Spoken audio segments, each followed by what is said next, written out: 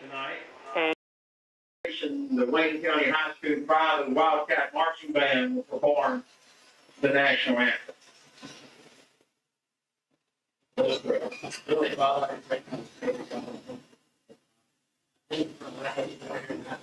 Football and the juniors protecting one of these athletes to go out and play with their ability and play the 4-5 teams. You just watch it all to California line and see all these like the most from that see here's some down the cross section. Yes, it is that flag.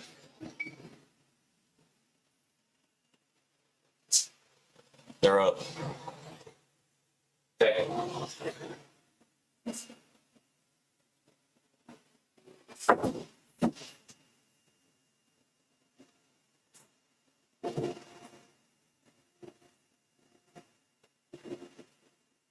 Where's she standing?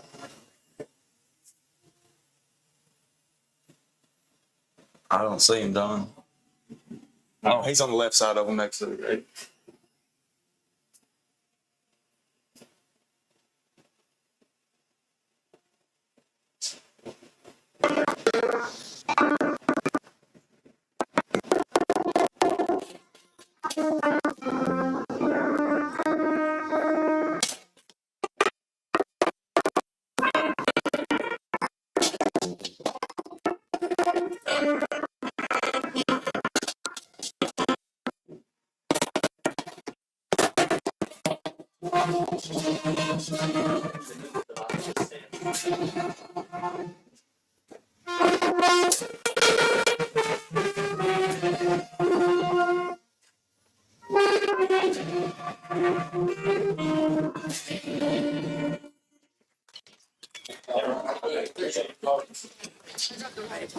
And that was the Wayne County High School band with the fantastic Hello, everyone, and job. welcome to Gage Buchanan Stadium here in Waynesboro, Tennessee. It is football time in Wayne County for the high school Wildcats. I'm Austin Odell. Fixing to be joined by my broadcast partner, Shay Brantley, statistician, Caleb Clark, and The best spot to be right there. And you are watching WCHS Sports live streaming on YouTube. Was it the too Rumble loud? app and NFHS network? Is that right? Network. Okay. Yeah. NFHS network here. As the Wayne County Wildcats take on the high school Richland Raiders. Shay is joining us here now, so I'm going to throw him into the fire. Shay, I don't think this is the Richland Raiders that we knew when we were coming up playing football in middle school and a little bit in high school. You know, this is not a team that you just want to mail it in on, wouldn't you say? Well, when we were in high school, they always had some speed and they were pretty shifty, but they didn't have many players and they weren't big in size, not too aggressive. But here recently, they really took this program and made it into something and changed it around since we've left. I mean, kind of impressed. Absolutely. You definitely see that in their record here. I know you went down there and you talked to the head coach before the game. Is this correct? They went 9-4 last year and even went to the quarterfinals. They made it to the quarterfinals, but they lost to McKenzie, which is the same team we lost to in the playoffs. So there is hope for us too, guys. And I think we're probably going to be the better team. We're a little smaller, but we seem a lot faster. I think the times has changed. Absolutely. Well, I know the Wildcat Nation is just like us. They're just happy that it's football time again in Wayne County. And we are very excited to see this official season opener for the Wayne County High School Wildcats. Nothing likes the Friday night lights. And they're on tonight, and they're bright. I'm sure the nerves are starting to kick in for the players on both sides of the field right now, right before kickoff and getting their last preparation. I mean, but honestly, all the preparation should have been already taken care of. Mm-hmm. Just some last-minute stuff being thrown in. That's like a lot of coaches say, you win in the weight room before you go to practice. Then you win in practice before you get to the game. It really depends on which team is better prepared going into this game, given the weights, the lifting the weights and, going through the practices and the drills and the sweating it out. Because it definitely, it's the start of football season, but it doesn't feel like that crispy fall air that we've been waiting on throughout this hot summer this year. So hopefully, we'll see the Cats get their nerves in check and come out confident because they are a well put together team here. But I saw that, myself in the Jamboree matchup against Loretto, and I'm very excited to see what they're coming out the gate swinging with here today. You saying that just puts in my head, iron sharpens iron just like one man shall sharpen another. And you just got to hope you've got enough iron on your team to get a really sharp group. Absolutely. I mean, I want to give a shout out to Miss Heather here. She is everywhere. Absolutely. I'm going to tell John at some point to get the camera on her, because if you're following Miss Heather Warren on Facebook, I'm telling you, I've never seen any photography done for sporting events the way that Miss Heather Warren does. So if you'd like to see great candid photos of this game or any game before that, I mean, she's everywhere all the time. Heather Warren on Facebook, amazing photos. Shay, I would like to point out here, I was looking mostly on the Richland side to see what they were, warming up with. And where was their kick? Number 44, A.J. Bates, he was nailing field goals from the 26-yard line on the side where the creek is. And I don't mean just making it through the uprights. I mean, we joked about it. We saw one of their players outside catching it so the ball didn't go into the creek. I mean, he was completely clearing the fence. So what's funny is people have got their cars parked there right now, and I'll go ahead and tell you that those cars are going to probably get hit tonight.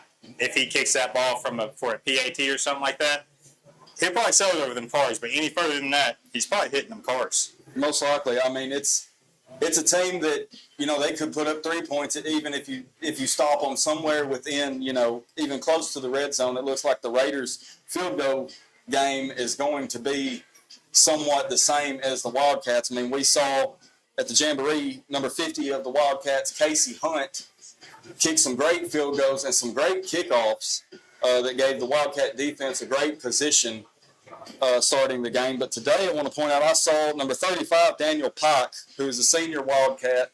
He was warming up field goal kicks on the fieldhouse side, and he was even clearing the fence over there. So I don't think this is going to be a game that we're not going to see any field goals by any means. One thing that I noticed there in the Jamboree is, I mean, you're getting a good push even from, 88 Briarhampton here for your tight end. And whenever he was in the game, he came out aggressive and he was hitting people, and the O-line was getting a push. So, and another thing I see today is the Spirit squad for Wayne County has really showed up in their neon, and you even got some players with their shirts off, painted up. I'm proud to see it like this. Everyone's ready to get this first game of the season underway. Heck yeah, us included. I mean, this atmosphere is palpable, as they would say. Electric. Very excited for this. Yeah, you point out Briarhampton and his great skill at tight end and at linebacker. The only thing about him is, and I feel his pain here, with his hair sticking way out, almost covering his numbers on the back of his jersey, it's hard for him to hide if he becomes a main hot route target for our quarterback. I did see him get a catch last game, but you are right. I mean, it is legal for them to drag him down by his hair. That is the legal play, guys. Yeah. Hopefully it doesn't happen, because I'm sure he'd get fired up if it does. But even in the back, we have the youth warming up, playing football. We've got our 10, 11, 12 youth league running back, Lucas Staggs, in the end zone, running some wild routes. Hope to see that from him tomorrow at our Jamboree in Summertown. You can come out and support it. The Wayne County youth plays in a Jamboree tomorrow against Summertown Eagles. But tonight, all the focus is on the Richland Raiders and the Wayne County Wildcats. Man, what a middle school game last night, though, Shay. That was complete dominance. That was complete dominance. I'm hoping to see the same thing out of the high school team. Absolutely. I love this. I mean, this thing wasn't around whenever I was growing up, but that helmet that they run out of, that is awesome. Oh, it's great. It is great. Do they take that to away games? No. So it's time for the pregame talk with Coach, sponsored by Barnett Insurance at 102 Public Square West in Waynesboro. Call Vic Barnett or Tony Bowling at 931-722-3031. We're going to throw it down to Barry Miller, who is with Coach Willis. Hey, we're here with Coach Willis here, pregame interview. Hey, Coach, how you doing? Hope you're doing great. Traditional Wayne County football season opener. We both played here. Tell me what this means to you, this Wildcat tradition. Oh, it means everything, man. There's so many good players that's played here, great coaches that's coached here. We're just trying not to let them down. But, you know, the guys know what this tradition means, and we're going to get after it tonight. All right, Coach, got Richland Raiders coming into town. They like to throw it a little bit. What we got ready for them? Yeah, I mean, they throw it all over the yard. Got a good quarterback that can spin it, some guys that can go get it. So we got to do a good job in our pass coverage, and we got to get the quarterback uncomfortable. We can't let him stand back there and make plays all night. All right, thanks, Coach. We appreciate it, man. Back to you, Jacob. Our pregame interview. Okay, that was Coach Barry Miller interviewing head coach Derek Willis for the Wayne County Wildcats radio station here. You know, during the warm-ups, I got a chance to talk to Coach Derek Willis, and, I mean, he seemed calm, he seemed composed, and he seemed pretty confident for this game.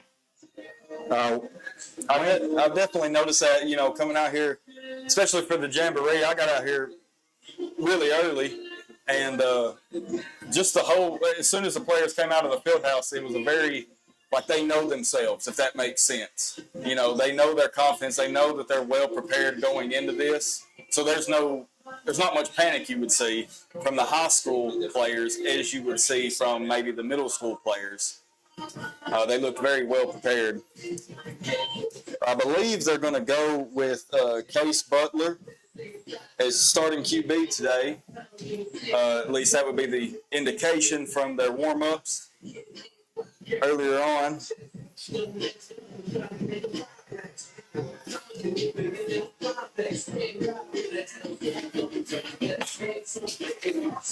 I believe the Cats are getting set up to come out here now. You see the spirit line there, all neoned out. During this time, I'm going to go ahead and announce the captains for the Rich. Don't forget to mention who wins the toss and receiving the ball. I'm going to go ahead and mention the captains for the Richland Raiders. You've got number 1, Jake Sand. Number 50, Miles Fernandez. Number 72, John Garrett. And number 99, Shooter Foster. I like that name. Oh, Shooter.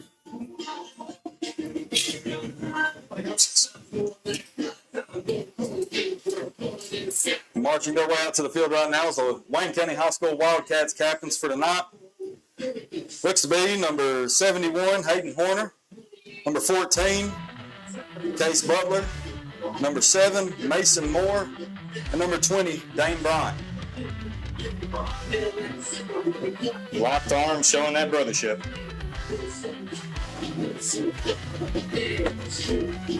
If you weren't with us last week during the Jamboree to see the high school Cats, you may have noticed they have new logos on their helmets. And I have to say I'm a partial fan of them. No, they are sick. I mean, They look really good.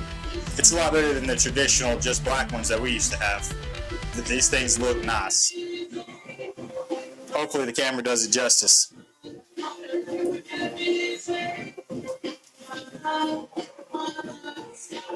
If you missed yesterday, I don't know if it's going to be here today, but the Women of the Worlds, they sponsored a flag from the end zone to almost the 40 here.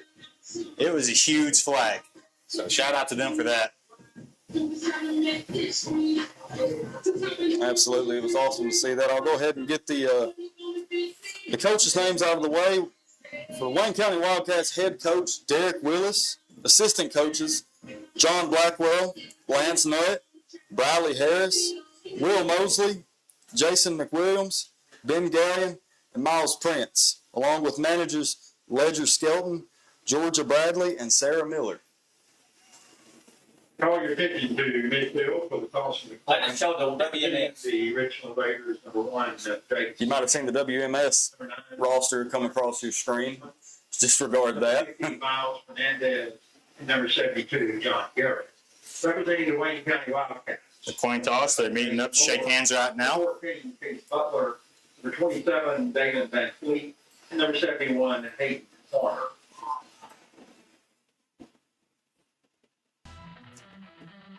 The ref is going to be explaining how the coin toss works while introducing themselves. Now I'm showing the WCHS. Number 20, Dane Bryant. And if you look on the screen right here is the WCHS roster.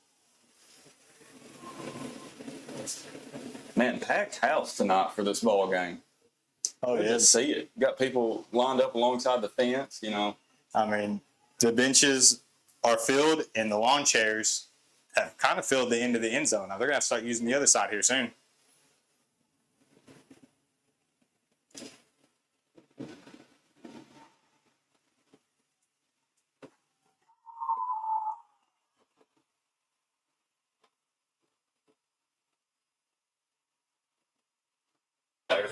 It looks like the Richland Raiders have won the toss. They have selected to defer till half, Richard won the toss and deferred to the second half. which means Wayne County will receive the ball. See which way they decide to defend. They decided to defend with their backs to the sun.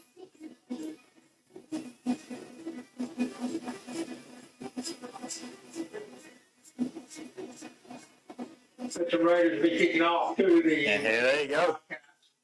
The Cats be moving to the It's time for them to get hopped up. Raiders to the west. The smoke is rolling out of the helmets.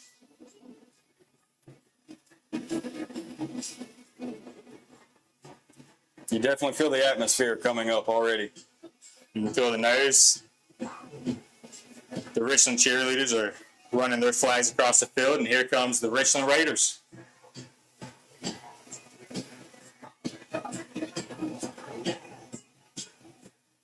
You can tell the nerves are hitting them tonight. Only 2 or 3 of them are real hot. Let's see about the Wayne County Wildcats. Oh, I don't think neither team is going to be Oh, underestimating it each looks other. hot. Look at that. And the Wildcats fans are hot too. Welcome them a new season and new opportunities for the Wayne County Wildcats.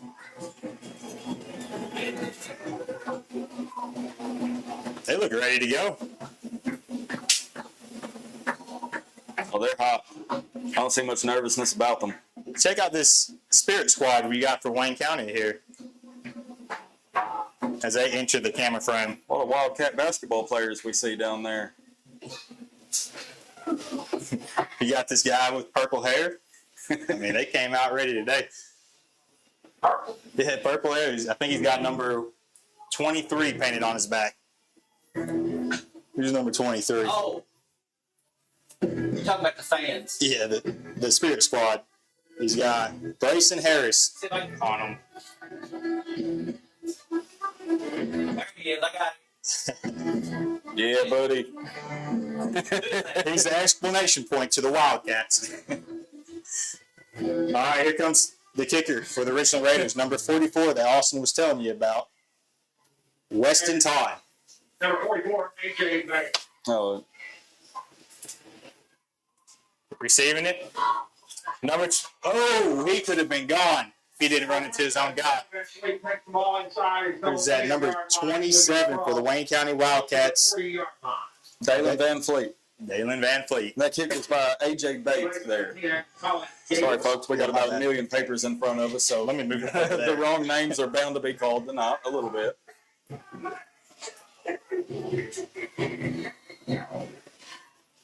Cats will start off 1st and 10 on the 38-yard line, moving right to left on your screen. Lined up in shotgun formation. Quarterback number 14, Kason Butler. I noticed there the center was just communicating something that looked detrimental to the right guard, as if to watch a certain player that's QB. out there. QB keeps it to the left. That is good for about a 5-yard gain. 4 or 5 yard gain there. 45-yard line. Knocked that down to my number 4, Trip Hilton, number 99 shooter. Ball will be placed on the 43-yard line, so. Second down. That was a quarterback keeper to the left. And just from what I've seen on the sidelines here, just before this game, Case Butler is locked in. I would bet $100 on it right now. I mean, he separated himself from everybody else and got in the zone here. In the backfield with him is number 7, Mason Moore. It's a fake to Mason Moore for the handoff. Oh, it looks like it's going to be a holding call on the Cats. A catch by number 15, Peyton Griggs. Number 14, That one's coming back. Griggs, it's complete. There is a flag on the field.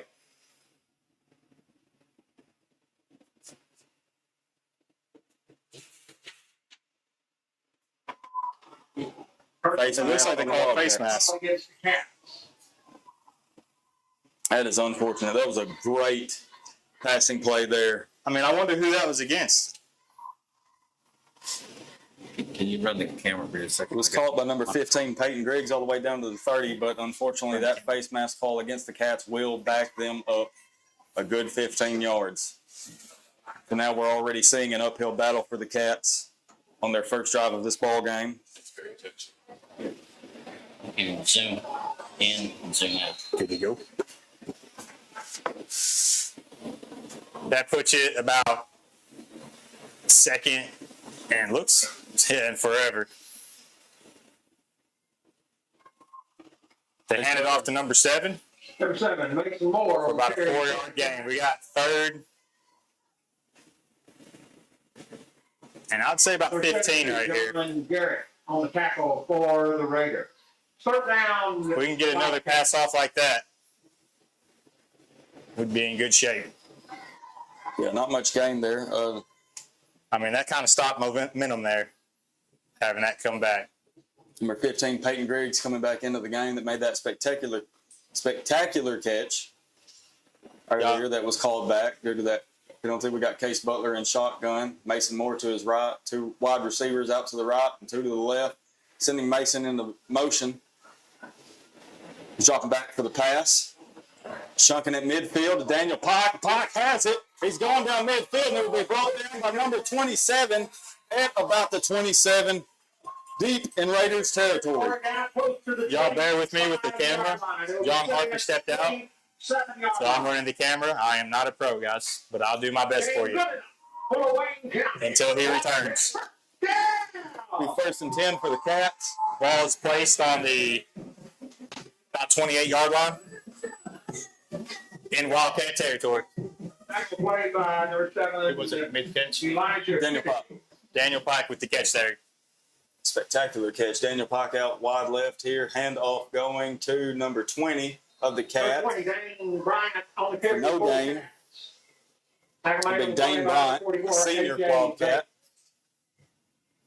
When you can pass, that opens up your playbook, guys, because now you just can't stack the box. Oh, yeah. I mean, first drive of the game, you've got 2 great deep passes here, even in midfield. I mean, good luck defending the pass at the high school level. No, you know. 3 play. My bad. I forgot how to do that. Daniel Pike coming out for Griggs now. Sorry I missed that replay, guys. I mean, it was a spectacular catch. But John Harper is back and he's going to give you amazing camera footage. The camera was wiggling, that's why I had to go modify. Looks like the first timeout's going to be called for the Cats. Look, to be a little bit of confusion there between Griggs and Pike, both lining up left. Maybe didn't understand the call We fully. got one, they got. Oh, talking about the play box? No, what? What are you saying? Timeout on the field. Oh, drones. We've got 2 drones overhead tonight. That's going to get Timeout Cats. probably amazing camera footage. I mean, they look about the same. If you are looking at the end zone at all and looking at this new play clock we've got, I mean, they look, they look great. They look great. They're operational tonight. Oh, there was a ton of great upgrades made to Gage Buchanan Stadium, including this press box that we're in the first floor of, because now it is a 2-story press box. That first timeout was taken with 8 minutes and 56 seconds left in the first quarter. Taken. Yeah, take. What did I say? Took You it. said all right. took it. Oh, All right. oh, this that Wayne County education. 52. 52. Is my favorite player. We got Case Butler in shotgun again here. Second and about 9. 2 wide receivers on each side. Richland Raiders are out in the 4-4. Mason Moore lined up as a left wing here. Shifting things around, maybe confuse their defense. Oh, they've got a hole there. Oh, and they're going to go the other way. Butler keeps it for probably about a yard loss. Quarterback Case Butler kicking the ball That'll forward. be 3rd down for the Cats. I hope they've seen that, but if they get back in that set and flip it like that and just run it in an I formation right behind the tackle there's a good hole on the right side.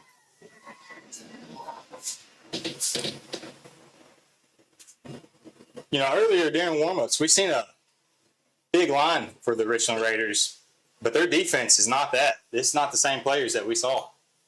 Well, it's like we talked about at the kickoff. Maybe they just have to get the jitters out here, and the Cats do not need to underestimate them. We got to hand off more. He's out right. Oof. There's Mason Moore on the carry for the Cats. That's going to put it about 4th and 1. Tackler number 99 shooter, Foster. Fourth down Cats, the ball inside the 20-yard line, close to the 18-yard Looks like line. the ball is going to be placed on the 19-yard line with about 2 yards. I got the play clock on the scoreboard now. And the play clock is on the scoreboard if you look on the left side of your screen. Daniel Pock has made his way back into the game. I noticed that, you know, the coaches on the Cats sidelines might have expected that last play to go for more. I think Lance was hollering at one of the players saying that was your block. You know, somebody might have missed a blocking assignment there. We got Case. That's ball start. Oh, you got to snap it. Was that us or them? No, that's on them. On the field. Offsides. Offsides, the call against Richland. That's going to be a first down. Wayne County Wildcats. Game burn. Should move us just right inside of the 15.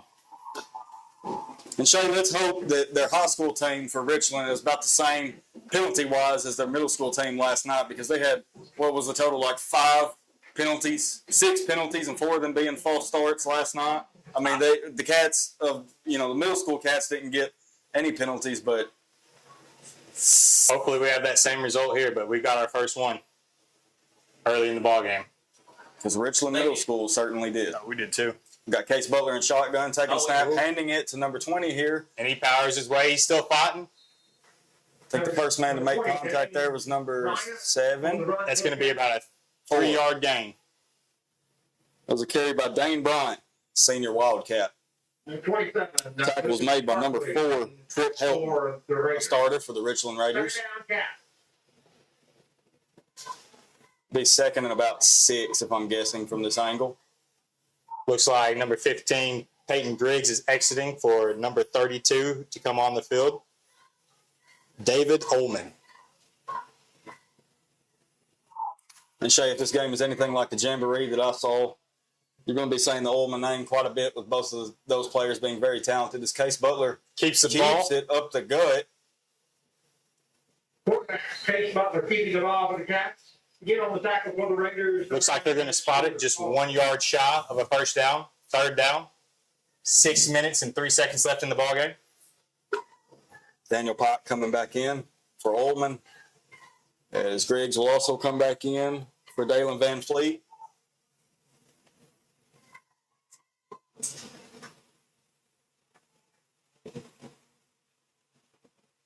We got a good looking front 5 here. They look big, especially on the outside. They have been hitting the weight room for sure. Case Butler takes the snap, hands it off to Mason Moore, who's in for a Wildcat touchdown. Shout out to number 78 on the line, Knox Bunch, for a pancake block that really gave us the hole to get that touchdown. We got a replay, John. Here comes the replay. Pancake block right in the middle there by number 78, Knox Bunch. Opened up a great gap for Mason Moore. Hey, that's how you get your name in the paper, son, right there. Mason Moore, great young man, also helps out with the Youth Football League. He's helping coach the running backs, being a running back himself for the 5, 6, 7 age group, and those kids love him. Case Butler under center. Quarterback keeps it, and it's going to be good for 2. I know you mentioned them kickers earlier, and you're pretty excited to see that, but you'd much rather see a 2-point conversion for the Cats. I will gladly take 2-point conversions all day long and never see our kicker out there on the field. But I do have confidence if we get, within the 30, I'd like to see our kicker hit the field if we don't have any other option. If it comes down to it, I have full faith in our kicker. But the negative side of that is I believe Richland has full faith in their kicker as well, because it looked pretty even between the two. I want to give a shout out here to number 18, Kason Mosley, who is apparently injured. He's on crutches, but he's still on the sideline supporting his team. That's a good teammate right there. 16's got an injury too. 16. And want to shout out number 16 as well, Barrett Gallion, who's injured. Looks to have on a knee brace. All right. The Richland Raiders are already ready to receive the ball. Receiving for them is going to be number 1, Jake Sands, and I believe number 17. Kicking off for the Wayne County Wildcats, number 50, Casey. Yeah, Aylin Kennedy. Aylin Kicking off Kennedy. For the Wayne Wildcats is number 1, Jake Sands, and number 17, Aylin Kennedy. All right, time to see that Wayne County kicker.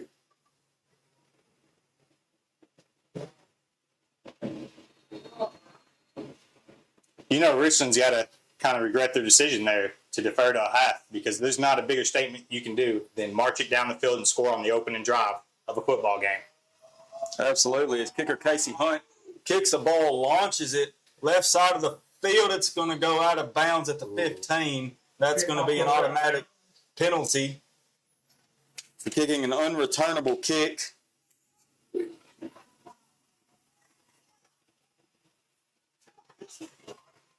I'm pretty sure in high school you can either choose to have the ball where it goes out or,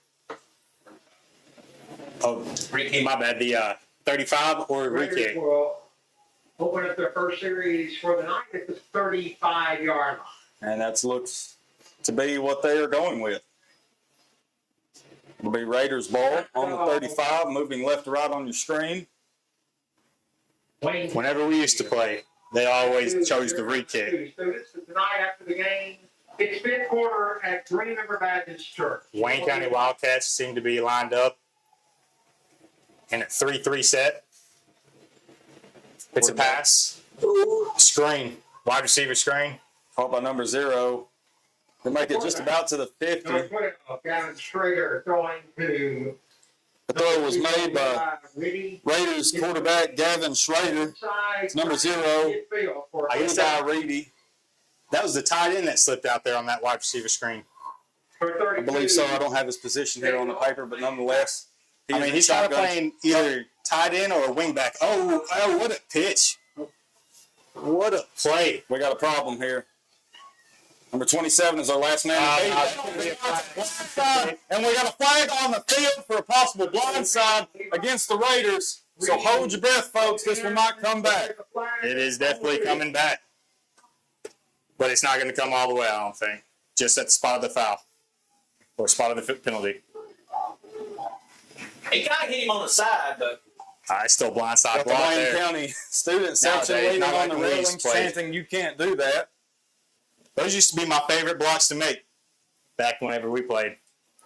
And that's what we told what was us. that? I thought block on the Raider.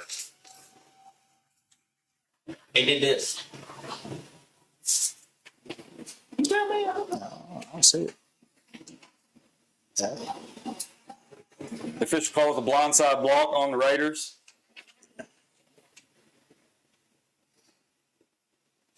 $15 yards from the spot for foul. And that's going to put 15 it yards. 35. No, 25 yard line. The Wildcat 25 yard. Was it 10 or 15? 15. 15. It's a personal foul. Yeah, personal.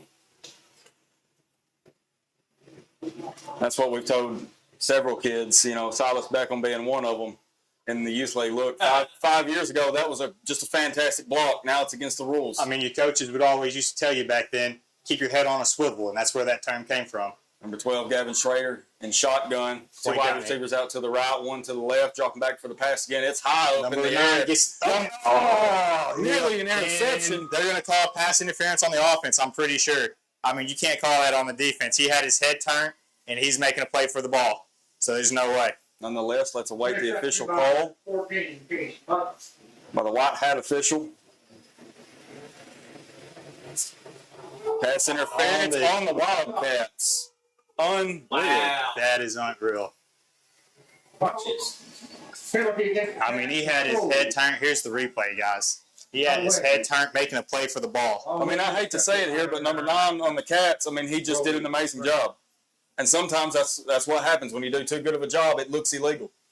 But that was just, I mean, that's just a textbook job by Robbie Brown.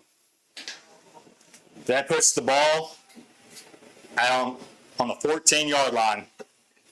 First down, Richland's ball. Gavin Schrader in shotgun again. 2 wide receivers out to the right. The Wildcats defense lined up in a 6-man front. Number 31 with the tackle for the Cats. Got a yard. Jackson Bryan. On the run was number 44 of the Raiders, A.J. Bates. Hardly got anywhere, Shay. About a 1-yard gain. Second down. I believe I was wrong. The ball is placed on the 12-yard line now. Got 1 wide receiver out to the left, 2 to the right. Gavin Schrader in shotgun again. Drop You got to back watch to the pass. number 0. Up in the air here, intended for number 1. No. That is an incomplete pass. No flags on that one. Which makes no sense because if he didn't get his head turned around versus the other number 9 there making a play for the ball and everything. Exactly what I was about to say. There was even a little bit more contact there than there was the previous pass where they threw a flag for. So maybe there's an unspoken rule that most say, you know, they were making up for that previous bad call. They're doing the best they can, boys. Absolutely. Love Hey, the we call. appreciate the refs, though. May sound like we're dogging them, but we appreciate them. Number 12 to number 1 on a wide receiver screen, tackled by number 22. 23. Oh, is that 23? Yeah, 23. On the tackle for catch, number 20. Bryson Harris. It's going to be 4th down here and about 8 to go. Gavin Schrader in shotgun again. 3 receivers to the left, 1 to the right. Trips left. They're trying to make them County jump. defense in a 3-man front. They're trying to make them jump, and we're not jumping. Looks like 20. No, he's going to be covering the They're going. pass. It's back to number 1. Incomplete pass. No flags on the play. It's going to be Wayne County football. Way to hold up Wayne County Wildcats with your backs against the wall. I think it was the same play back to back. I think so. Well, not back to back, but that was the same play that they went to, I think, Yeah. second down. Yeah. Nonetheless, Coach Lance Nutt is very excited. Cheering on his boys. Number 55, Landon Smotherman, coming back off the field, absolutely hopped up. I'm very proud to see the high school Wildcats not jump on that hard call. And then you saw Gavin Schrader, the quarterback for the Raiders, look over to the sidelines and say, you know, should we go ahead and run this play? Yeah, go ahead and run it. And that's probably why we saw an identical play right there, but it didn't work either time. I think Richland found the guy on their side that they think they have an advantage on. Oh, what a hard run by number 20. Dane Bryant running over people. Let's see where they spot this. 26. Here comes the replay. Just trucking over. If he wouldn't run into his own guy, I don't know if he ain't gone on that one. 1 yard. Yeah, 1 yard shy of the first down here. That was a We're on small the- hole. He got right through it. 21-yard line.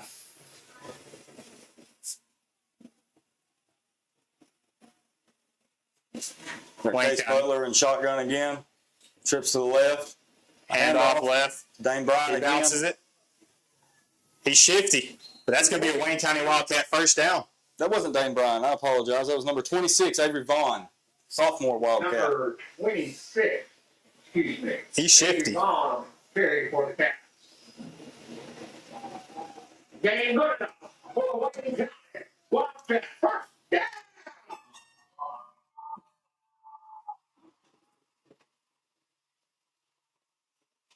Shout out to Wayne County, well, the Lady Cats keeping this crowd pumped up tonight. Lady Cat cheerleaders. The lady basketball team out there? Or, aren't they all Lady Cats? They go to Wayne County. Yeah, I agree. Richland Raiders lined up in the 4-4 again. It's a pass. Number 14 to number 27. That's Kason Butler throwing to Dalen Van Fleet for about a 15-yard gain. And a Wildcat first down. Ball is going to be placed on the 35-yard line. 1 minute and 46 seconds left in the quarter. the scoreboard said there's 3 timeouts for both teams, but I thought we took one earlier. Or was that an official No, we timeout? did. Okay. We did.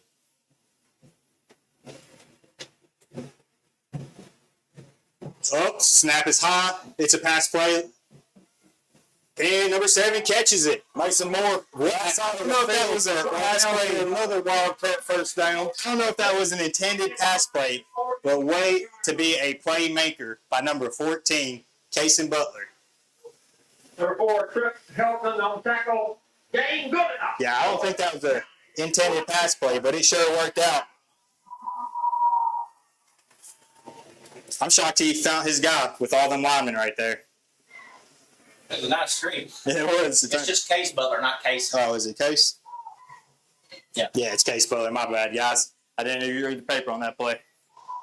52. They're on the 52. Say about that. Case Butler in shotgun again. Handoff. Looks like he might have lost a yard there. Hey, Brian on the carry. Do a replay of that. I think number 15, they just got a good block. Second leg play. I'm a sucker for a pancake block. I'll go ahead and tell you that. No gain on the play. It'll be 2nd and 10. Wildcats. No, it's They are 69, knocking which on. 15. Oh, okay, that's what happened there. Got a little assist from his lineman there to Yeah. help him get big. The Wildcats are knocking on Raiders territory.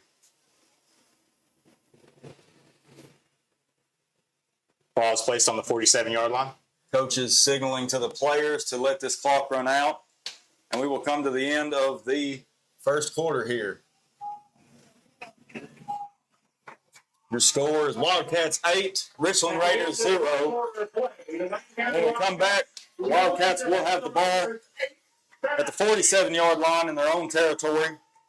But moving along here, you're watching WCHS Sports. Getting a touchdown here would be big for the Cats. Marching it all the way down the field. Chain gang ain't have to go far.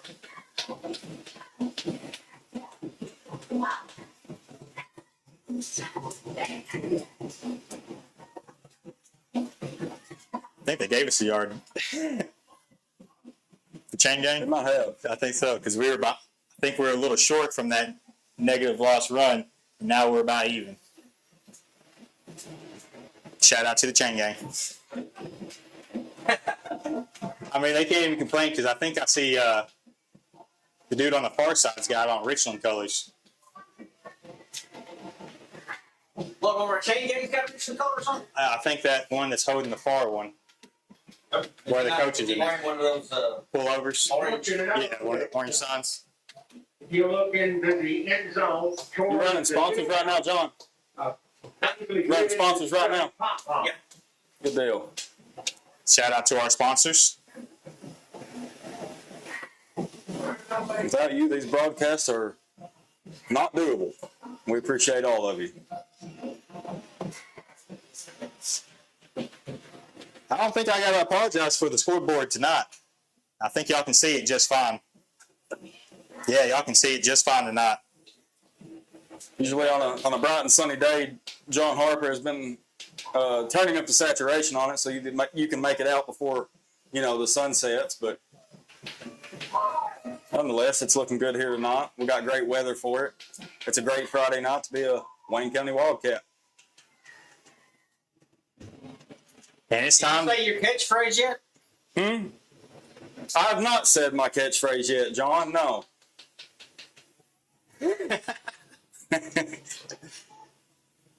52, right? Now it's time to start the second quarter. Lined up in pistol. Hand off to number 20. Broke 2 tackles there, but I don't know how he shed those first 2 tackles. But that was a great carry by Dane he might Bryant. have just gained a little there, a little under a yard. Yeah, it looks like it gave it. No, they gave him a yard. No, they moved it back. Yeah, no, it looks like he made it to the line of scrimmage. The down marker guy moved up a yard. But he moved it back. It was still a tough run there. Daniel Pike coming in to the huddle. With the play call is number 27. Dalen Van Fleet comes out of the game. We got Case Butler lining up in shotgun, split back formation, wide receiver on each side of the line. He's sending number 20 to set up as a left wing. Handoff. Keeper. Quarterback, Case Butler. Looks like a read option there to gain 1 yard. 4th down. Second man on the play, number 72, John Garrett. Ball is placed on the 48-yard line. I think we're going to see the punt team here. Yeah. Good call. You never know, because if you ain't confident in your punter, you definitely don't punt it. Back to receive. That's his number. Back to receive is number 1, Jake Sands. For the Richland Raiders offense, I think they found their guy who they're going to try to explore. It's going to be on the right side, Jake Sand. I think he likes his lineup there, or his matchup. Casey Hunt. A Wildcat senior. Ball down inside the 20-yard line. The Raiders will open this drive at their own 19-yard line. You can remind The ball is placed on the 19, tonight after the game is fifth quarter at Green River Baptist Church. and it's time to see the Richland offense.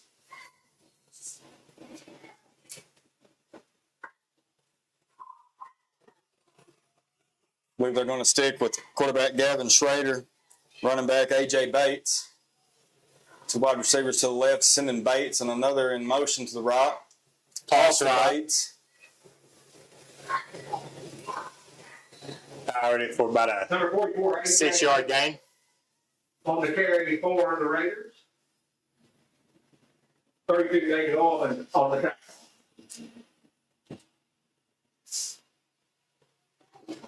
Nice little shift play there. Looks like it's going to be a pass. Oh, Oof, number 1, Jake Sands. He's a 50, and he's got some speed. Chased down by number 32, Quarterback Schrader throwing to number David 1. Ullman for Wayne County Wildcats for the tackle. Right at the Wildcat 45. Back on the play made by number 32, David Allman. First down for the Raiders at the Wildcat 45. having a hard time getting the replays in because they're not punting. Having a hard time getting the replays in because they're not really. What are they going to call here? Ball start on the offense. That's going to move Richland back. See, that's what happens whenever you don't huddle. We've seen it last night when they did it as well. Some of the players don't get the snap count. I don't know if you can hear the Spirit Squad yelling, "You can't do that." Well, that'd be because you can't. I mean, unless you're running the same cadence every single time, a no huddle offense, it doesn't really work as Richland calls the timeout. Timeout. I believe that's going to be Richland's first. And folks, we thank you for tuning in to WCHS Sports. We are streaming live on YouTube, the Rumble app, and the NFHS network. This is free for you, the viewers, but if you feel so inclined to donate to us, our Venmo and our PayPal link are posted on our Facebook page, WCHS Sports. This would be a good time to give a shout out to our statistician, Caleb Clark, and then our cameraman, John Harper. Without John, this wouldn't be possible.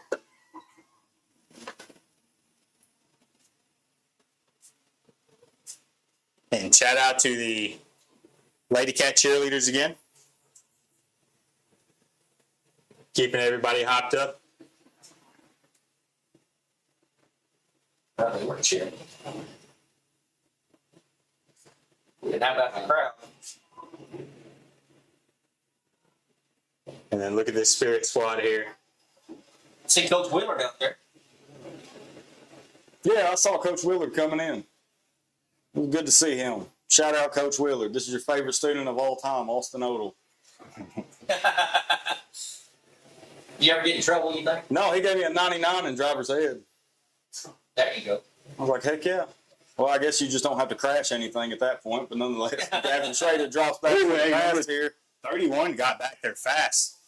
A drop by Jake Sand, number 1. I mean, he had gotten open. I think he was ready to take off with it, but he just went right in between the breadbasket. That is going to replay in his head all night and probably all week for him. And he's going to have to, you know, as a young athlete, just let that go and move on to the next play because you can't go back and change that. But, yeah, he had every reason to catch that one. I mean, that was a perfect pass to him, and that was almost a problem for the Cats. And if he doesn't give himself a hard time in the film room, his teammates will. Oh, he gets back. He breaks number 55 tackle. I thought it was a sack, but number 31 cleaning it up. Jackson Bryant for the Wayne County Wildcats. Gavin Schrader.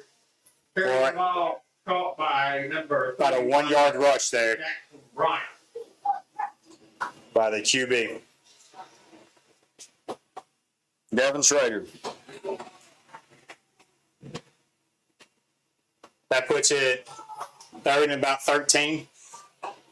Ball is placed on the 48.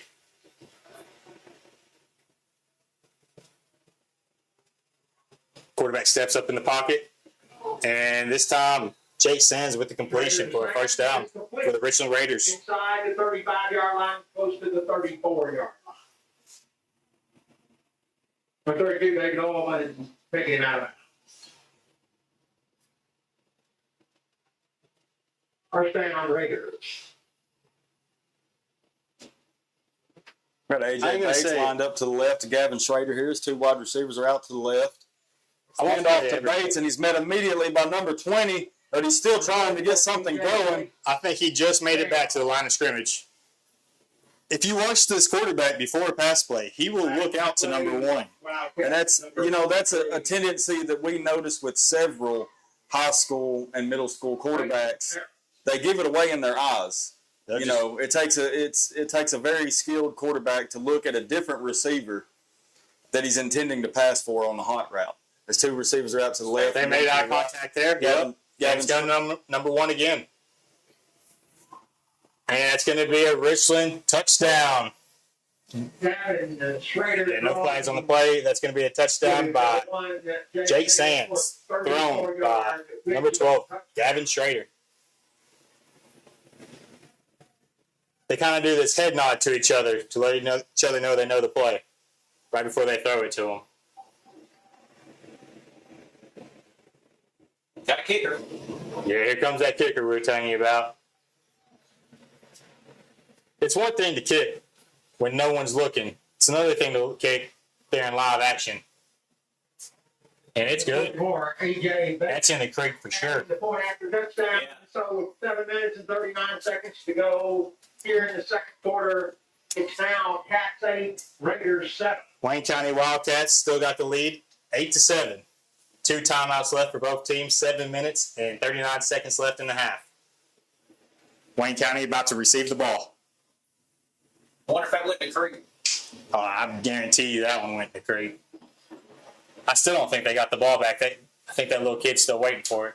Well, it was so high up over the uprights, I waited till the official call to see if it was good or not, because at this angle from the press box, I couldn't hardly make it out. I mean, he nailed that thing. I think whoever's getting the ball might need some assistance as the kid goes out the gate to help him. It may come up wet. Yeah. Oh, it's definitely coming. Somebody's swimming for that ball right now.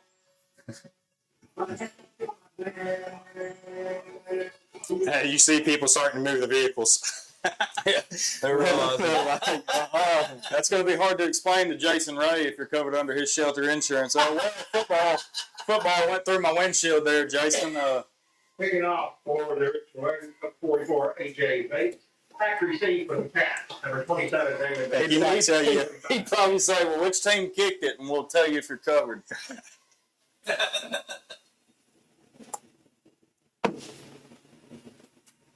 AJ Bates with another kick. It's a line drive. Deep. Number 35 with the return. It'll be Daniel Breaks- Pike dancing all over the field here. Breaks a tackle. Spins the tackle. He's got a chance. He's got a chance. Oh, he's got. Oh, they're gonna call a holding there. 2 flags on the field, folks. 35. You gotta let him go. You gotta let him go. 95 yards. There are flags on the field. We're looking at the replay here. I do think right there, that last man to beat that fell down, he might have been held by his right shoulder But they're pad. pointing back a little further than that, so there might have been a block in the back that we didn't catch. Let's see what they call There's here. 3 flags on the field, Shay. There's one closer to the Richland sideline. You'll see the replay. We got all kinds of. It's holding on the return team. You'll see the replay again. Yeah, let's see that replay again. I'm sure it's would that love to last see block.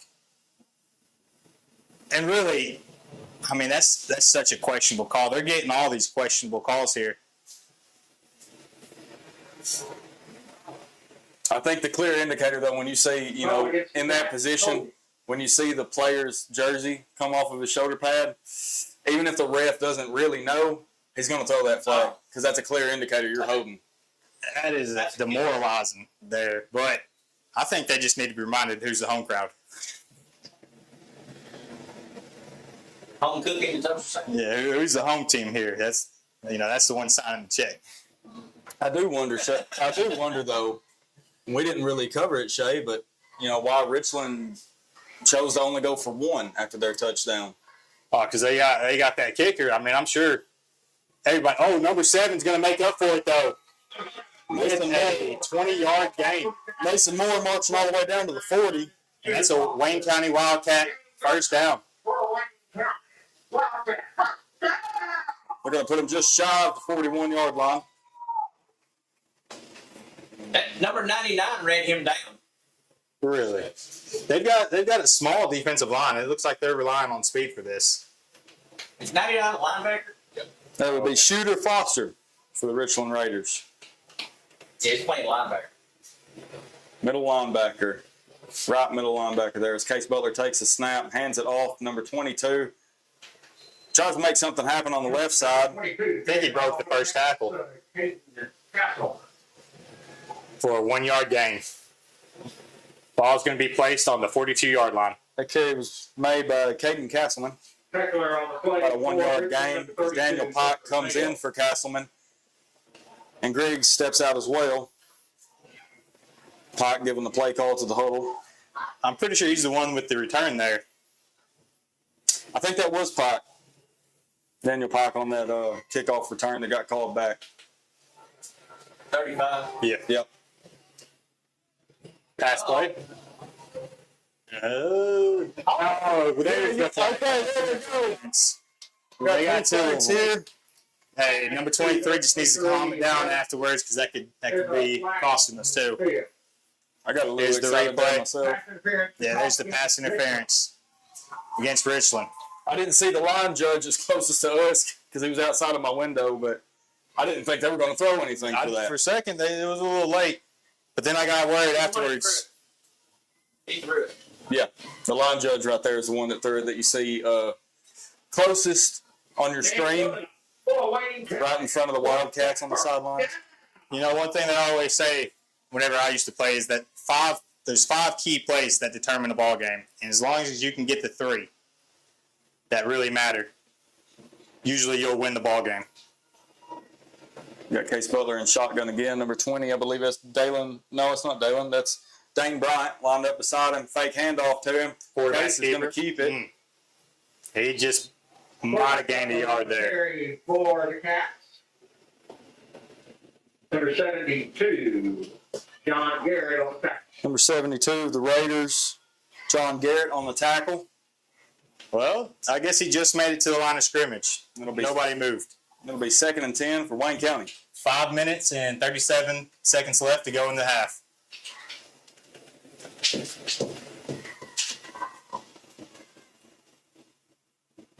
Griggs coming off the sideline here. Daniel Pike and Dalen Van Fleet line up to the left side of the line. Case Butler in shotgun again. Light goes off. Fake handoff. Oh, that's pass interference. There's no way that don't get thrown there. I guess they say that's an uncatchable ball, but Yeah. That was that's crazy. Man. yeah. Be 3rd and 10 for the Cats.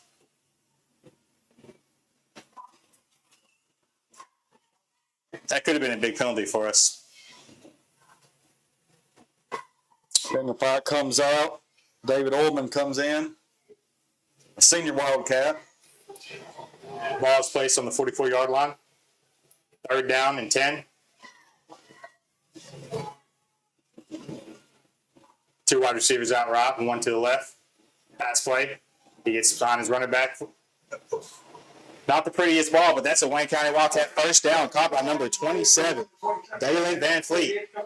We said his name a lot this ball game already. Absolutely. I mean, he's a key receiver, you know, the high school Cats. But so many of them are. I mean, you can't focus in when it comes to their air raid offense. You can't focus in on just one receiver and start doubling up on him, because then you also have Daniel Pike and you'll have Griggs go out. You know, you have so many threats out here. I would totally agree with Coach Willis's call to go to the air as much as he does. The ball is placed on the 32-yard line. 1st down, 4 minutes and 35 seconds left in the half. Both teams have 2 timeouts. Hand off to Mason Moore, coming around the right side edge. He'll be knocked out of bounds there. Look about a 4-yard gain. 2nd and 6. Looks like he was met by number 99, Shooter Foster. Right middle linebacker for Richland Raiders. We have a timeout for Richland side. Ball is placed on the 29-yard line.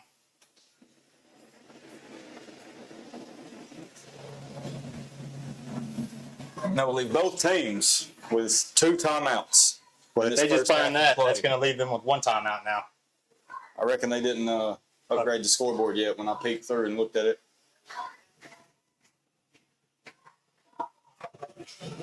Whoa. Wayne County Wildcat cheerleaders are getting aerial.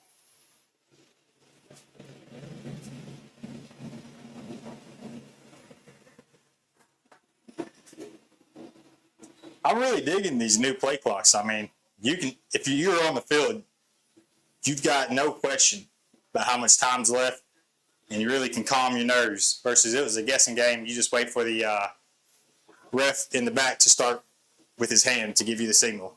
Oh, absolutely. I mean, we saw that firsthand coaching youth football. You'd ask an official, like, hey, man, can you, like, give us a warning when we're down to about 10 seconds left, you know? And you wouldn't get that most of the time. So you didn't have a play clock. You just had to tell your guys, hurry up, get out of the huddle, get back to the line before they throw the mystery flag. These play clocks out here, Mystery. they eliminate that.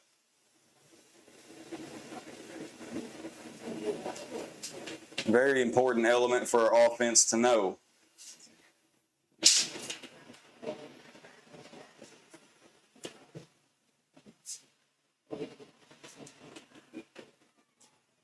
Both teams get a chance here to catch their breath right before they come back onto the field.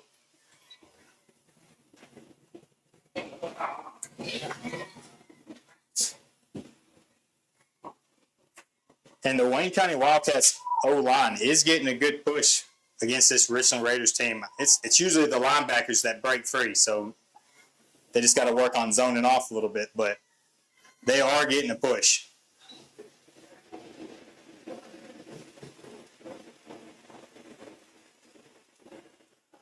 Pike and Van Fleet out to the left here. No receivers to your right.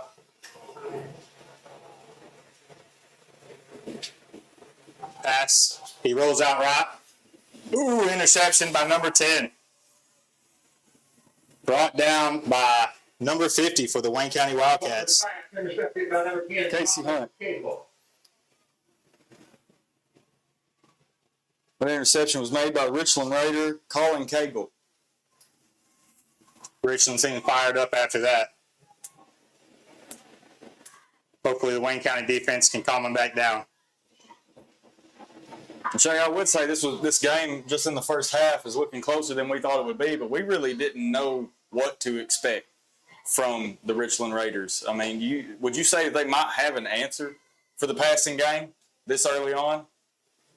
I don't know if they've got an answer. I think that was just a bad throw there. He threw it in double coverage. Oh, that's a screen play. Schrader pass out to number 1. And he did not follow his blocks to the inside. I mean, he had his whole O-line if he would have just cut back inside. But number 55 for the Wayne County Wildcats was getting fired up before that play. I haven't seen a neck roll in high school football in a very long time, so I'm excited to see that. 32. That Bobby Boucher style neck roll. Right? Gotta love it. Gavin Schrader in shotgun again. Throwing out to his right. Jake Sand. Let's see where they give it to him.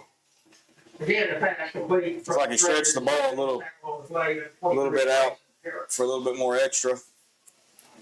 The ref showed him a little bit of love there. That makes it about 3rd and 6 for the Richland Raiders. One more stop, and we'll be seeing their punt team. But you got to watch. I mean, Jake Sand now. That's why they're probably calling this timeout to give him a second to catch his breath. They like to line them out right. Really, I would guess they've been lining them out right and left and just throwing him the ball. But you can always tell before the play comes, probably not if they're going to be in huddle, but they'll look at each other and give each other a head nod. Maybe not at the same time, but they'll both nod at each other whenever it's about to be a pass to him. And, I mean, it's a dead giveaway, so there's got to be somebody in Coach Willis's headset letting him know that. Hey, like, this is a clear sign of who it's going to. And the quicker he can get that kind of signal, the quicker he can communicate that to his guys out there on the field, and the quicker they can pick up on it. I believe it's definitely going to be something talked about at halftime. You want to kind of give it a code name. You just can't be yelling, it's going to be a pass, it's going to be a pass. Yeah, because then they might call an audible and change it up. Lance Nutt. I was saying. Lance Nutt out there getting the boys fired up here for this 3rd down. Let's see who's on number 1. I'll kind of slide number 23 out a little further here. It looks like he's playing outside linebacker / DB. It's maybe double team him. And it's a curl back route to number 1, Jake Sand.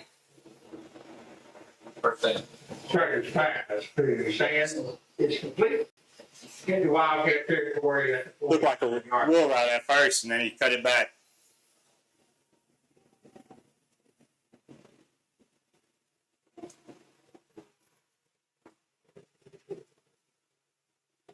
Shot with quarterback looked right.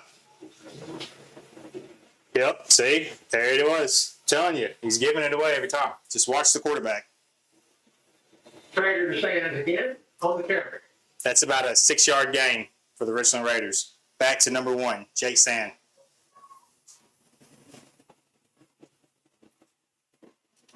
I mean, it ain't like just an awful tell, but he does look over there before he passes it. All right, let's see. He's not looking right, so he's looking for a different wide receiver on this one. Very deep. He just throws that one away. That's got to be intentional ground in there. There's not a wide receiver inside, but I wouldn't have called that either. They'll be more lax on that type of call, in high school than you'll see in college. He was outside the tackle box too when he threw it. That'd be right. He might have been outside of the pocket, yeah.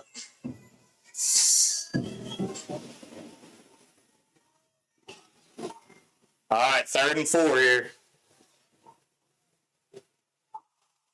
This seems to be a pass. He's looking out to his wide receivers again, and it is a pass. Oof. Just gets by number 7 there. Number 17 with the catch. First pass to number 17. Alvin Kennedy. Aylin Kennedy is complete. Or Aylin Kennedy. Tackle made on play by number 7, Mason Moore. First down for the Raiders. Tackle was made by number 7, Mason Moore of the Cats. Richland has a 1st and 10 here. Gavin Schrader in shotgun. Dropping back for another pass, looking right. Maybe that's Jake Sands down there. Who will catch it? No, not Jake Sands. That was not, that was, what is that, 15? I can't tell. I believe that's 25. 25 yards. Yep, number 25. Number 25 on the touchdown catch, Hudson Griggs of the Richland Raiders. Thrown by number 12, Gavin Schrader. That puts Richland up 13-8. 2 minutes and 2 seconds left in the half. And they're going to kick the extra point conversion here. The last field goal was launched far into the creek. Let's see what this one does. Kicker A.J. Bates for the Raiders. Getting set. That one's in. Here's a big hood. Right down the middle. And possibly in the creek again. 2 minutes and 2 seconds. It did bounce. It did bounce. Raiders are taking the lead 14-8.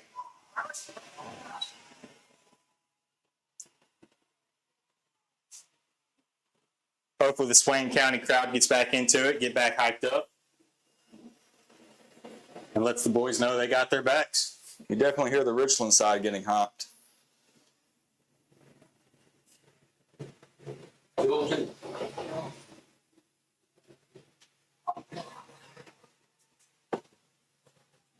lot can happen in 2 minutes and 2 seconds left in the first half of a football game. Touchdown before half would be big for the Cats. To either tie or possibly even take the lead. Got Daniel Pike and Dalen Van Fleet back to return.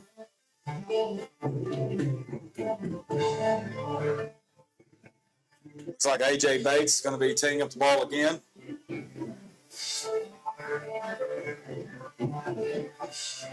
If that music don't get you hyped up and fired up, then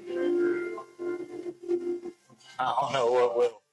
Number 44, A.J. Bates kicking off for the Richland Raiders back to receive from Casper. 27, David Van Fleet, number 35, Daniel Pike.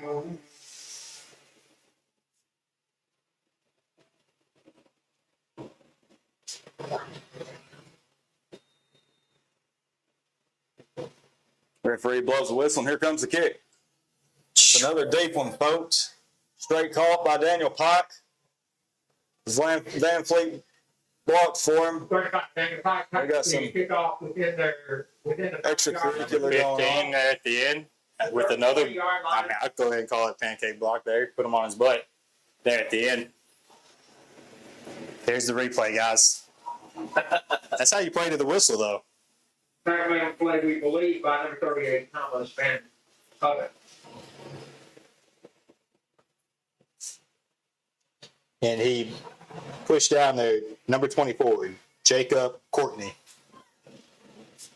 Look, we got 4 guys on the Oh, wow. I bet you they line up in a diamond formation there on the right. Yep. Going with the pass here Got to some Van blockers Fleet. out front. Run out of bounds. Good job by Van Fleet. For a Wayne County Wildcat first down, it looks like the ball's going to be placed just at the 36-yard line. Game good for a Wayne Wildcat first down. For whatever reason, the scoreboard is showing that the clock is still going there. That should have been a stop. Same play, screen pass to Van He Fleet. runs out, bounce again, and the scoreboard is still running the clock. There we go. The home crowd's yelling it, letting them know to stop the clock. I saw a lot of Wildcats down there getting Someone just absolutely. yelled, "Who's keeping the clock?" Because that's both plays there. He ran out of bounds. There should be about 25 more seconds put back on the clock. Diamond to the left formation again, and it looks like it's going to be a QB keeper here. They might have figured it out, and they didn't have any You got to option. get a play there, or call your timeout. That's going to put us 3rd and short. Have a little play by Hopefully, if we get this first down here, they know to stop the clock to the chain game gets set. Lining up with Van Fleet at the tail end of a diamond on the right again. And they're gonna fakes that. QB keep to the left, and he runs out of bounds. quarterback Butler. And the clock is still running. There we go. Now they're stopping it. I mean, really, that's probably about 20 seconds. the PA came over and said the clock is being kept on the field. So keep yelling, fans, and let the ref know that he needs to be stopping that clock.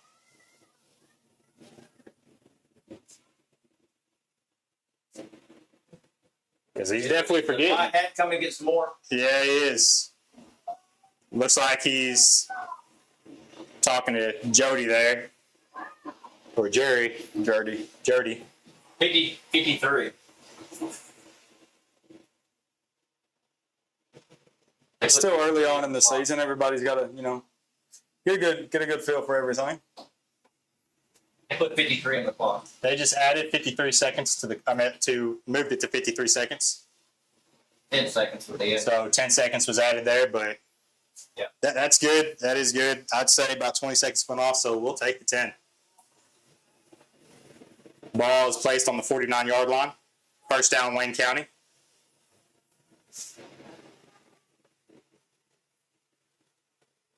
Mason Moore going in the motion here to Case Butler's left. Drops back for the pass. Chunks it down the field. It's looking deep for to Van number 20. Fleet. Oh, what a catch. That's how you get your name in the paper, by Van Fleet. Down to the 20. You could. Oh, there's a flag on the play. Is this going back? There's a flag on I mean, the helmet came off for the Wildcats. You want to see it again? Yeah, let's watch that again. See what they might have found that we didn't see. The Wayne County Wildcats, I bet you that's illegal hands to the face. We're trying to get it figured out. No, it's on the Wildcats. They'll bring the play back for the Cats. A lot of confusion and receiver downfield. Ineligible receiver downfield. Ineligible. I mean, it wasn't the line they got past there, so I don't know if a tight end slipped out. Yeah, ineligible receiver downfield was the call. Initially, when I heard there was a flag on the field, I was expecting like they could have easily called a targeting call right there. I would say I may be wrong, but at the very end of it, Van Fleet was very vulnerable, made that spectacular catch, and was met helmet to chest by 2 Raider players. Number 79 here had his helmet pop off on that play, so he's going to have to take a play out. Automatically. There is 46 seconds left on the clock. First down, Wayne County. Ball's been moved down to no, clock's running, guys.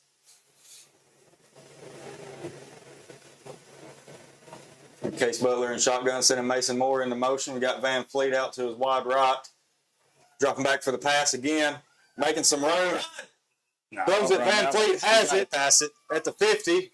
Call a timeout, Coach.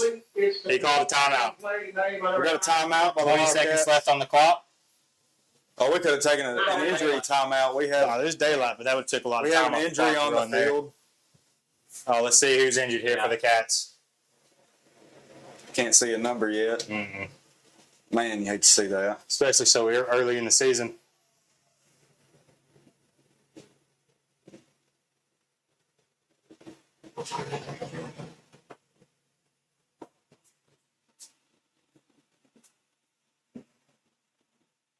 Can't really tell. I They're guess testing out his knee right now. Make sure it's not an ACL or an MCL, but he looks like he's getting helped up. Let's see how he walks.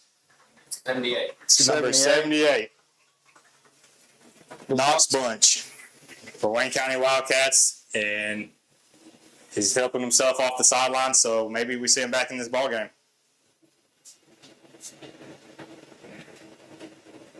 I think he might have got landed on there weird, the way he just signaled to the coach. I think we just took a timeout. Yeah, we took a timeout before the injury. Oh, okay. I believe they're helping the Wildcats with their injury is Jeremy Rosner.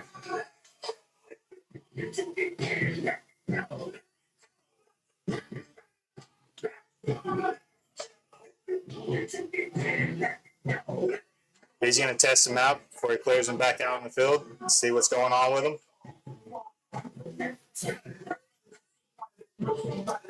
I think he's already wearing some type of knee brace. maybe a Tommy Copper type of support there. That thing was not around whenever I played. I don't know what that is.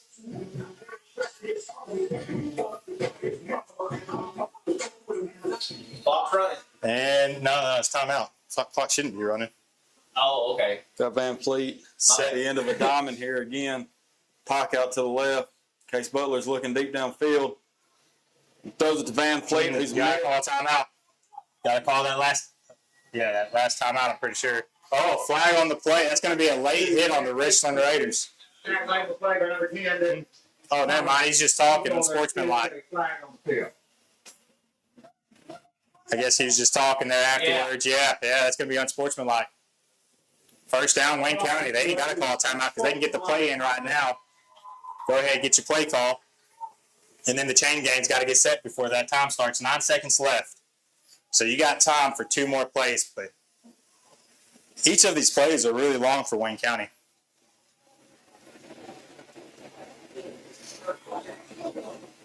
Get your play in.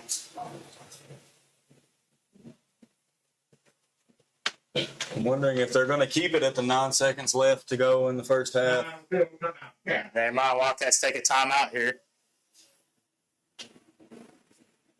Trying to come up with something so that we can march from the 28-yard line into the end zone. I know you were saying at the beginning of this game that Wayne County kickers got a good leg on them. You think it's this good? I don't know. I don't know about that. I saw Daniel Pike kicking from, well, I want to say about the 25. But like you said, it's totally different when everybody's watching you. And if he's kicking from the 25, that means the person that's holding the ball up is probably on the 20, somewhere in that area. So if you got someone holding the ball right here at the 28, Daniel Pike would, or Casey Hunt, either one would be expected to make a kick from about the 34. And that's tough. That is tough. That is tough. Do you think he's got the leg, though? Maybe not actually, but you think he's got the leg? I think either one of them do. And let's factor in adrenaline too. We can, me and you both can kick a lot extra on the ball, even not knowing what we're doing, if adrenaline is a factor. Now you're just dreaming. Yeah, dreaming big time, John. Shoot, I'm sorry. I definitely have to stretch before I try to kick that ball. About 30 minutes of stretching, try about 5 kicks, hobble off the field. On the left, we got Case Butler sending Mason Moore into motion on the right. 2 wide receivers out left, looking down. Oh, number 27. Field, ball goes up to Van Fleet, and it's touchdown. What a play. 2 seconds left on the clock. Hey, Wayne County just tied this ball game. That is 14-14 and a chance to take the lead with this either extra point or 2-point conversion. The Wayne County crowd is hyped, and so are we here in this booth. Did not expect that. When I seen him break open for that post route, I was hoping the quarterback seen it, but I knew it was a little short. I didn't think he'd make it all the way to the end zone. I mean, how shocked are you that the person that made that play would be another pass to Van Fleet when he's been a hot target on this entire drive? That would have been the number one guy I would be covering on the Richland. I'll tell you, Richland is whoever that was that made that attempted. That 2-point conversion is good. In for it. Yeah, Wayne County with the lead. That's going to be 16-14 Wayne County. Just do an onside kick here. Onside kick, and let's waste this 2 seconds. We have got a ball game, folks. And Wayne County, as long as nothing crazy here happens, should have the lead at the start of half. What a play. Number 27 looks loose. He looks confident, and he's putting up them number ones. All right, kickoff team, don't lose your heads here. This is how you deflate yourself if something happens on this. Looks like Will's yelling for the tee. Do we got a timeout left? No, 0 timeouts for either team. He's still yelling for the tee. No, he's yelling for the ball.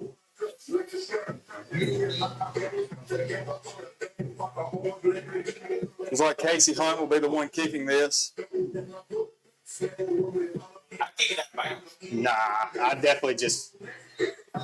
I'd kick it to number 53 here. Let's see what number 53 is about on this front line.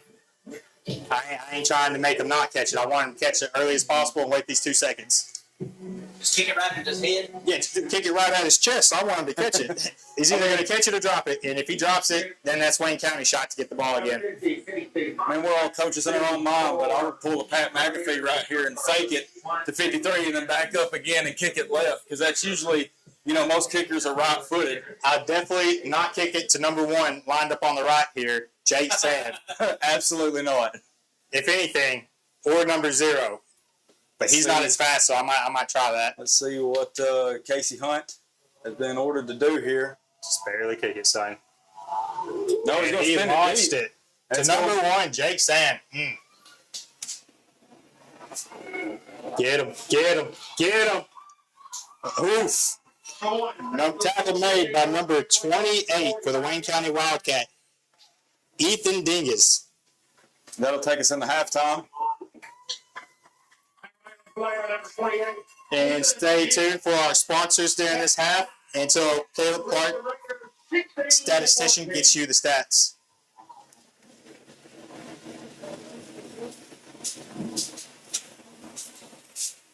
We get the halftime sponsor, American Forest Management member. And our sole halftime sponsor will be American Forest Management. That's land management, real estate services, wildlife management, recreational licenses, and timber sales. And that you can give them a call at 931-722-3302, or you can go to AmericanForestManagement.com.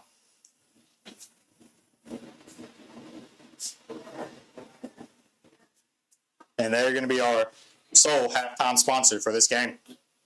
Well, the Wayne County cheerleaders.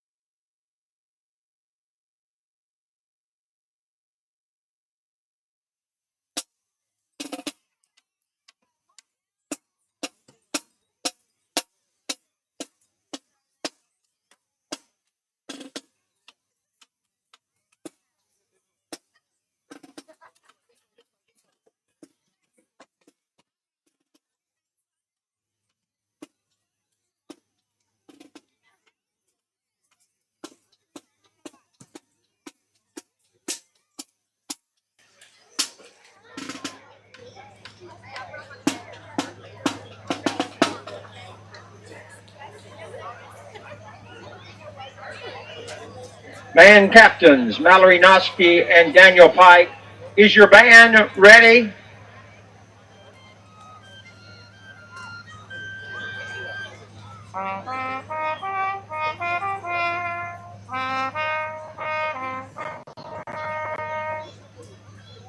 You may now take the field for your halftime performance.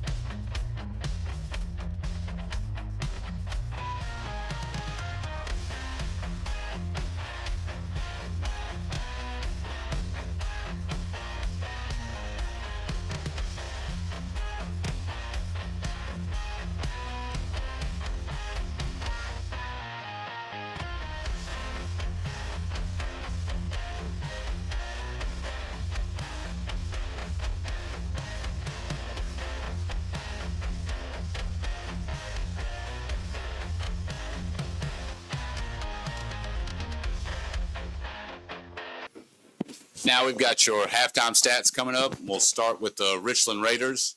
We have Gavin Schrader. He is 12 for 16 for 193 yards and 2 touchdowns. AJ Bates, leading rusher, 7 yards rushing.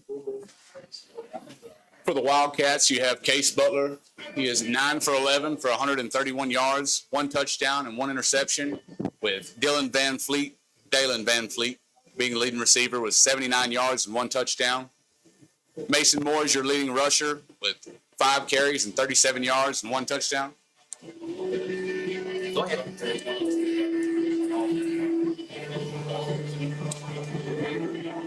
Both teams penalized a few times in that half. Looks like the Wildcats were penalized 3 times, and the Raiders are penalized 5 times. Did they get all the other stats? Did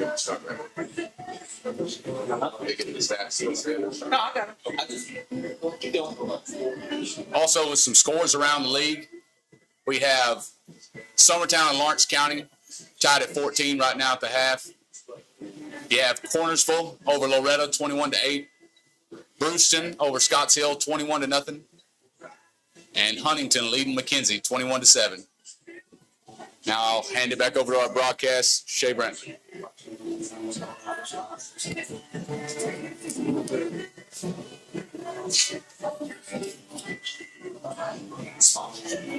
And here's a word from our sponsors. This would not be possible without our this right here is our halftime sponsor. Our sole halftime sponsor. That would be American Forest Management, specializing in land management, real estate services, wildlife management, recreational licenses, and timber sales of Waynesboro. Phone number 931-722-3302, or go to their website, AmericanForestManagement.com.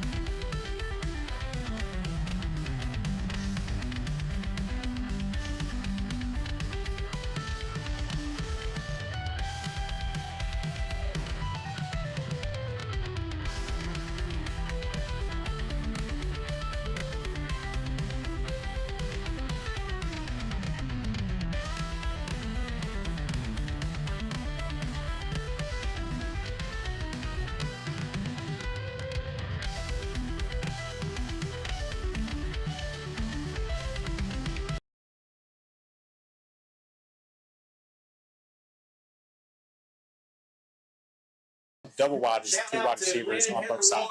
That's double wide. So that'd be single wide. Yep. Format. Okay. Trying to get you up to speed. Man, I'm dumb. Oh, we're fixing up. See them.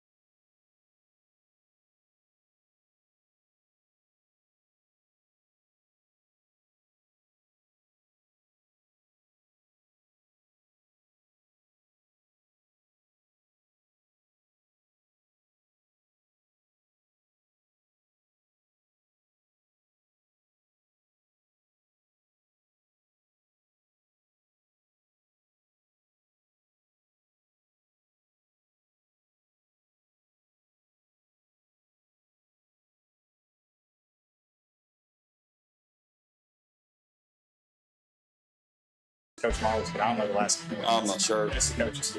She just got signed to a college, or she got an offer for college today. Really? Yep. My daughter's on the team.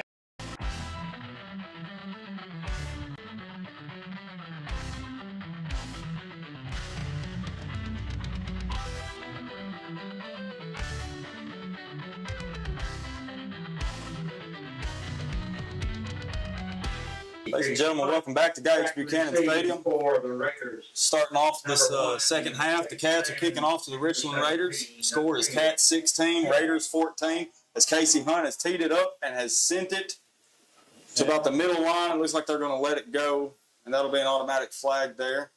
Ball's going to be placed on the 35. If you're just now tuning in, you've missed an exciting end to a first half where 2 seconds left on the clock for a touchdown to number 27, Dylan Van Fleet, to take the lead.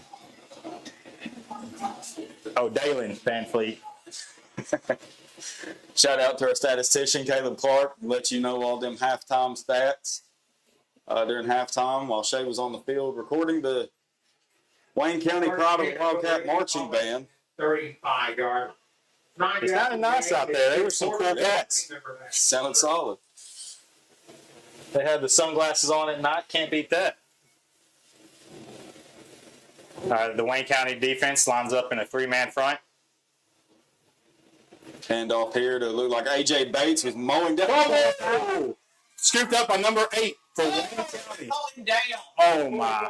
No, they threw a marker there for the ball being out. The line judge, I think, is trying to say he was down. Yep. It's right at midfield. Oh. First down, Richland's ball. Man, starting off second half with some confusion already. This has been a while. The crowd is starting to get a little upset and annoyed with these refs. You hear them start chanting at them. I believe that's still Gavin Schrader lined up in shotgun. 2 wide receivers out to the right, sending Jake Sands in the motion. Sets Pass back to play. the pass. Oh, that's holding. There's the flag right there. That ball's coming back. Trader on the run. There's a flag in the backfield. Schrader looked like he barely got back to where they were down. Mason Moore on the Number 55 for Wayne County's defense got in the backfield, Landon Smotherman, and he was being held, or he would have made that sack for probably a 5-yard loss. I was watching Schrader there, but it did look suspicious. penalty against. Oh, they're saying that's against the Cats, saying that's a face mask. Oh man. That is upsetting. Man, home team They've side gotten is getting very a lot of calls this game. getting very A heated. lot of after that. questionable calls. All right, the quarterback's starting to look to the outside. I'd expect. No, it's a run. Hand off to A.J. Bates here. 44 AJ Bates. That was forward for maybe 3 yards. That man was played by number 20, Dane Bryant. Tackle by Dane Bryant. Tackle by number 20, Dane Bryant. All right, Wayne County lines up in a 3-man front, 4 linebackers, and a lot of DBs. Pass play to number 1, and he drops it. And that could be a fumble. We'll see what they call here. Raiders pass to Sands is incomplete. Wayne County, oh, that was a fumble. Hey, there you go, Russ. Hey, let's go. That's why you play to the whistle, guys, right there. You never know when you can turn up to something big. Number 55 coming out the field hot with the neck roll. Definitely the Bobby Boucher of the team there. Man, let's see who you we got want a right here. hot man like that on your sideline. Sorry we missed it there, guys. I thought We thought the replay might have got it.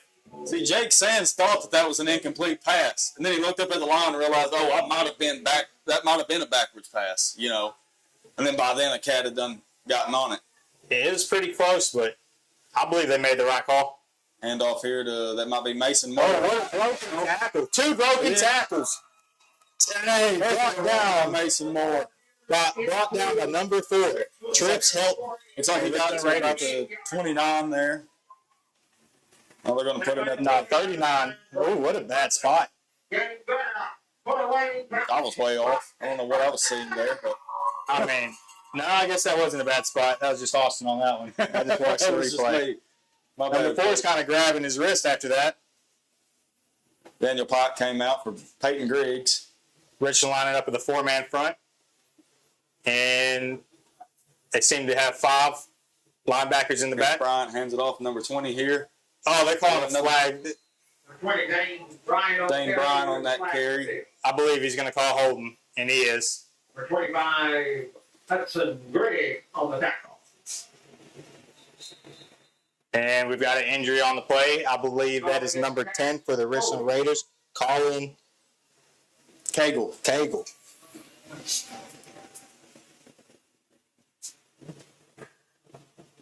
Shay, we didn't see that many penalties in the first half. I'll tell you what, they all been kind of questionable. But, you know, if they're questionable, that means that they can go either way. You see our Wayne County coach is helping out the Raider player there. He may have a cramp. probably the most common injury, especially this time of year. It seems like you can't hydrate enough, but it's good to see him jogging off the field. He's got a little hobble in his step. I think he's going to have to get taped up. So it's going to be a minute before we see him probably.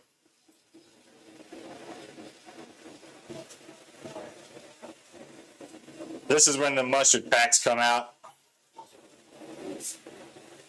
And the pickle juice. Stuff when you're a player, you're like, does this really help?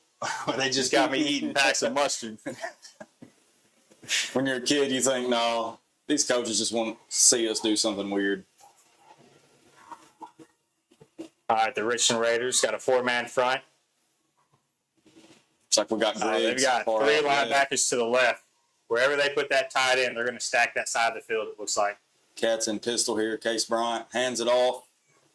So I believe that was Mason Moore. On the carry. Yes, for about Played by 2 yards there. Let's see where they officially placed the ball. He just shot of a 2-yard gain from Mason Moore. Daniel Pike coming out for Griggs to go in.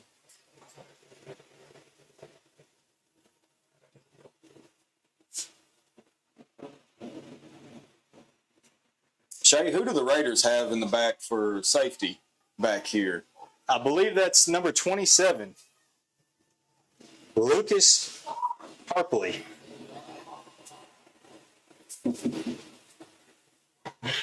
A single wide formation here. It's a pass. Hey, that offensive line looked good. Oh, that guy was almost a horse collar. 14. It didn't because he didn't go down, but that was almost a horse collar. Makes you wonder why he didn't attempt to throw that one out. It's going to be 3rd and forever for the Cats. Ball is placed on the 50-yard line. This Case Butler is getting the play call from head coach Derek Willis. Of course, in the 3rd quarter, going out of bounds doesn't stop the clock, as you saw the official there signaling to keep the clock rolling. But Shay, we definitely saw a lot of time come off the clock in the 1st quarter, or the 1st half rather. That maybe it was a total of 25 seconds before the clock was being stopped. They made an announcement during the halftime saying that the play clock will be kept by the officials. Case Butler dropping back for the pass. To number 7. Be Mason Moore on the carry, He's trying to find his stumbling. footing. It's like he just got back to the line of scrimmage. Moore caught at 4th down for the Wayne County Wildcats. And the Richland side of the field is getting very loud. And punt. Here comes the Wayne County punt formation. The AC Hunt back. Punting for Wayne County Punt back. will be number 50, Number 1, Jake Saint. Case Hunt. Or Casey Hunt.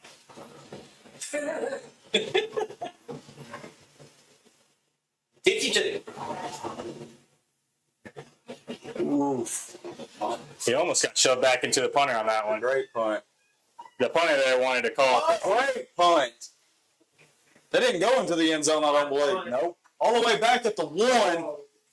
Raiders have an uphill battle Side. Nah, deep in their own territory. I believe that's the 4-yard line. 4? Yep. One of them numbers. Let's see where this ref stands. Right at the 5-yard line. Richland football. I'd say the 4-yard line. Mind you, the next Thursday night for Waynesboro, most 2 Cats will be traveling to Summertown to play the Eagles. What a punt. Either way, man, this is a bad spot if you're a Richland Raider. If you're Wayne County, I feel like you got to double number 1 here. Give him a shove off the line whenever he's lined out wide, and then somebody over top. They're stacking the box on this one. Wayne County defense stacking the box as well. Richland going up the gut. I don't know who has the ball. There you go. Quarterback. Number 12. Gavin. Oh, no. We got an injured player for the Wayne County Wildcats. Getting stretched out by the Richland Raiders offense. Packers on the play. Let's see who that is. Was that a straight snap to number 1? He was line with the quarterback. That would be Jake Sands. Was it a direct snap to him? Hey, look at him. Caleb's shaking his head, yes, so I'm going to go with That Caleb. was direct snap. We've been saying his name a lot tonight. They got a really good push right there.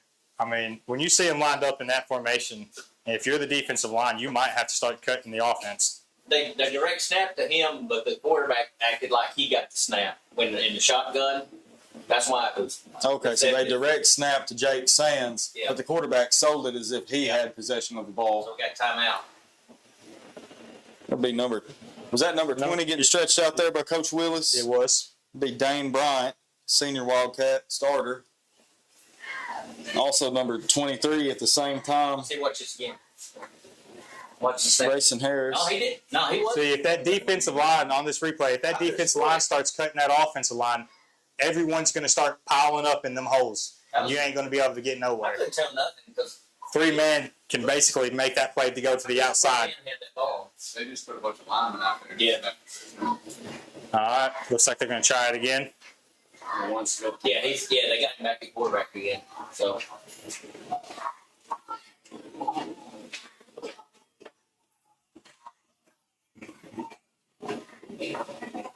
Wayne County seems that they're going to have a 4-man line for this one. Richland might have said, hey, if it worked that time, let's try it again. We got Jake Sands back in the QB position. They're running right.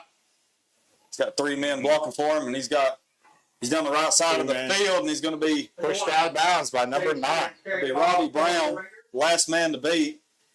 Knocking it down by Wildcat. Number 9. That's going to be first down for the Richland Raiders. They're going to have to figure something out for that formation. And if you're a Wayne County fan, you're hoping that Richland has not First found down, Rich. the answer to this Wildcat defense, because in just 2 plays of doing that same scheme, they're marching. That's a 20-yard gain both times.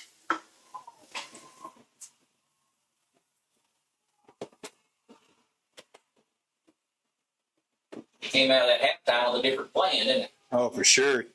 Definitely changed something at halftime. Let's see who's quarterback. Jake Sands still at quarterback, it looks like. Same formation. They're going left. They're going to be a handoff this time. And that's holding. But he was able to shut it down there. Number 73 for the Wildcats, Carry. Toby Ray. Tackle made by Wildcats from 73, Toby Ray. 2nd and 10. Kobe Ray got a scream out of the audience, out of the crowd. Somebody in the Wildcat Nation is very proud to hear Kobe Ray's name being called. At least one of them. And Shay, on the Cats' defensive side, what kind of scheme have we really been seeing? Seems like we've got mainly a 3-man front for linemen, and they just stack up a linebacker up there when they see this formation. They're running right. Jake Sands keeps it. They telegraph everything. It looks to be a 5-yard gain, if I'm guessing. Yeah, 3rd and 5 for the Richland Raiders. One, Jake Sands again on the carry. And we're going to see a different set here. I think the quarterback might come back out and throw the ball here. 31, I'd be curious to see if they had seen film on this formation, or if this is something new. You know, Wildcats have probably watched film on it. I wonder if they've seen this look. First game of the season. First game of the season, but they had a couple of jamborees and stuff. All right, here's the quarterback again, number 12 for Richland. Big Gavin Schrader, he's got 2 receivers out He's right. watching for number 1. He's going to He's going to crawl back, but he's throwing it deep. Ooh, that was close. No, incompletion attended for number 17. Aylin Kennedy. to number 7. Absolute A for effort there. 4th down for the Raiders. He put it where only he could catch it, though. I mean, you know what I'm saying? Oh yeah, no, it's great ball, great ball. 4th down, Being for the thrown. Richland Raiders. They seem that they're going to put the punt team out. All right. Let's see if they try something tricky here. Oh, now they got one at the up back. Yeah, I'd watch that. I say direct I'd snap. watch that. I'm going to say direct snap for one. He's pointing. He's kind of. They call a timeout. Yep. All right. Yeah, they were setting up for a direct snap for one on that pitch. Rich. They probably didn't see what they liked out of the punt return. They probably expected to have 2 back there instead of the stacked box from the defense. But we just have one guy back. Yeah, just 1 guy back. And Shay, if you're Richland, after this timeout being called, are you still going with a trick play here, or are you just punting No, it? you got to punt it right there because Now they're expecting it. not even expecting it. Obviously, you didn't get the play call that you wanted, or it didn't look how you wanted. A lot of confusion. So you might want to come back to that. You don't want to show what you got here if everyone's confused. But then again, that's probably why they called the timeout, to get it right. So, if they get put in this situation again deeper on in this second half, Looks like the they're Cats are still going to be expecting it again. looks like they're on the 53. I personally wouldn't want to. Looks like they're on the 53 to me. John Harper says that they're on the 53, but I think that's the 47, John. Well, according to you, last night. If you missed the middle school game, we have to harbor our good friend Shay Brantley for calling action on the 52-yard line. We've been blowing him up in every group chat that we're in with him. It's a punt. Let's see here. Number 15. It's high punt. I think that's going out of bounds. No, it takes a Wayne County bounce, and that ball is going to be on 35. That's why they wanted to go for it. AJ Bates, that was number 44 of Richland, jumps on it. I don't know if I punted it. That's what I think I'd get. Well, you never know. I mean, he might have just had a bad. Could have been a whiff. He could have just whiffed it, but if that's what I thought I might get, I'd just go for it right there. I'll shout out our punter when I was in high school. He was when I was a sophomore. It was Scott Todd. He could punt the snot out of the ball. I mean, just launch it. It spiraled just about every time too. Say Scott Todd. Scott Todd. Shout out Scott Todd. No. Oh. Yeah, Scott Todd. Yep. Shout out Scott Todd.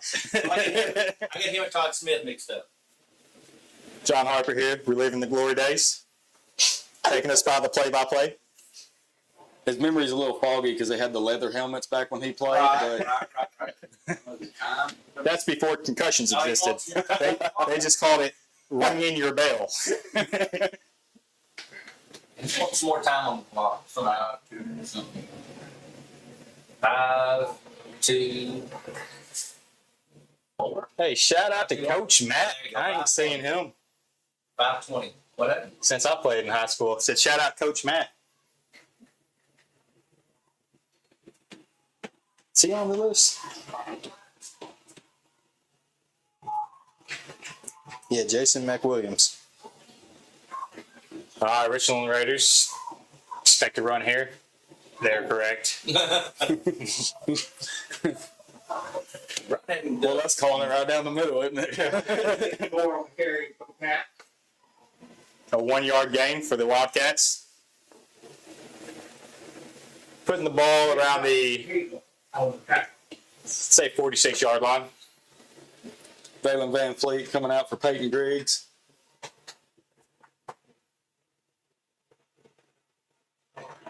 Richland with the 4-man front. Favor in the left side, 3 linebackers left. Case Butler handing it off to number 20 here. Way to make a cutback there. Maybe 6 yards for Dane Bryant carrying that ball. I don't know if Wayne County realizes, but anytime the tight end lines up, whichever side he lines up, especially if he lines up on the right side, they will stack 3 there, 3 linebackers. Which tells you on that game. that's probably their weaker side of the ball. Because when they line up on the tight end to the left, only 2 go over there. Van Fleet lined up out to the right. Pike lined up Tight end lined up to the left, 3 linebackers left. Hand off here I mean, to Mason Moore, and the tackle is made by number 10 of the Richland Raiders. Be calling Cagle. 4th down, Wayne County, 1 yard to go. Ball's on the 44-yard line. I think you go for this. Oh, yeah. Number 35 exiting the field. Is he not? You mean 69? No, 99. For Wayne County, for them? No. Oh, yeah, for them. For Richland. I guess This time they've got, yeah, basically all the linebackers are lined up to the left here. Got Oh, that's going to be a false start on Wayne County. Running back there.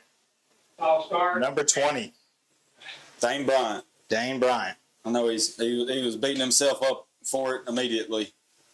Now that changes things there, guys. We're going to see the punt team. Punt team, yeah. That's a shame. He was eager. He was getting the ball. I bet you. What do you think? I think so too. He wanted to make a play. I don't know, for that one right there, I might just run a QB sneak the way the linebackers are all lined up. You only got 1 yard to go. Maybe it's going to be a delay or something. He was going to get a block. Punt by Casey Hunt. It's a deep one to Drake he Sands. He fumbled. muffs it. And Hurdles a cat. Finally brought down by, I want to say, 56. ball's going to be placed on the 41. Tackle made by Keaton Green of the Wildcats. The 44 Winston Thomas. Guys, if you're just now tuning in, I'd say their number one player is number 1, Jake Sands. So much so that he wrote it on his jersey. He said, I'm number 1. Looks like we're going to see Gavin Schrader back at the quarterback position for Let's Richland. see what he does here. Let's see if he looks out to the wide receivers. Were there any famous NFL players at Yep, they just looked at him. So he just tapped at him. So watch the pass here. Never mind. Never mind. Number 44, AJ Bates. Mean collision there in midfield. Number 32 for the tackles for the Cats, David Ullman. I think 31 got his leg and tripped him up. And he was falling down. Number 31 might have got that ankle tackle there to make him fall. That would have been Jackson Bryant. Got Gavin Schrader back in shotgun here. It's a pass. Handoff. And incompletion. And Slide number 0, which I got your Yeah. white Levi, Reedy. 3 CNJW. right there's an unspoken rule when it comes to if the ball hits you in the hands, you've got to come down with it. Wayne County No matter where it's at, if it hits your hands, you've got to come down with it. Was that a forward pass? Oh, that was forward. That was forward. It's about 5. I'd say about 3 yards forward. Tied in, slipped out. We got Jake Sands off to his right, and that's where Gavin Schrader is looking yet again. Pass. Dropping back for an And obvious he's going to do a pass. throw route again. Jake Sands has it. It runs out of bounds. Not enough to dance up the sidelines. It's going to be a first down for the Richland Raiders. Say it was about a 20-yard pass. What I was asking was, are there any famous NFL players? I can't think of any. They just now started to use Lower numbers. What number is Miko Hardman? Got Jake Sands lined Nico up Hardman. to the left out here with another wide receiver, number 11 going in motion to the right. A toss to number 10. I'll tell you one About a number 1. 2-yard That's gain for Tavon Richland Austin. Raiders, stopped by number 31, Jackson Bryant. Of You the know who Tavon Cats. Austin is? Number 1 highlight for West Virginia? Number 17. I know, but I mean, he was in the NFL. Just his college highlights through the roof. I'd probably say it's the best highlight tape put together. It used to be. Yeah. Gavin Schrader in shotgun again, 2 wide receivers out left. Yeah, on the wide receiver, but End off number 10, I believe Sands jumped a little bit there, but no call. Again, Colin Cable on carry. Colin Cagle on the carry there for the Raiders. you watch this wide receiver closest to the quarterback here. Yeah, he jumped. He was early. Got another injured Wildcat Oh, no. out there on the field. 1 minute and 29 seconds left in the third. He just got winded, dude. And he's back up. He's got a little bit of a limp there. Oh. Who is that? Number 56 for Wayne County. Keaton Greens. Or Keaton Green.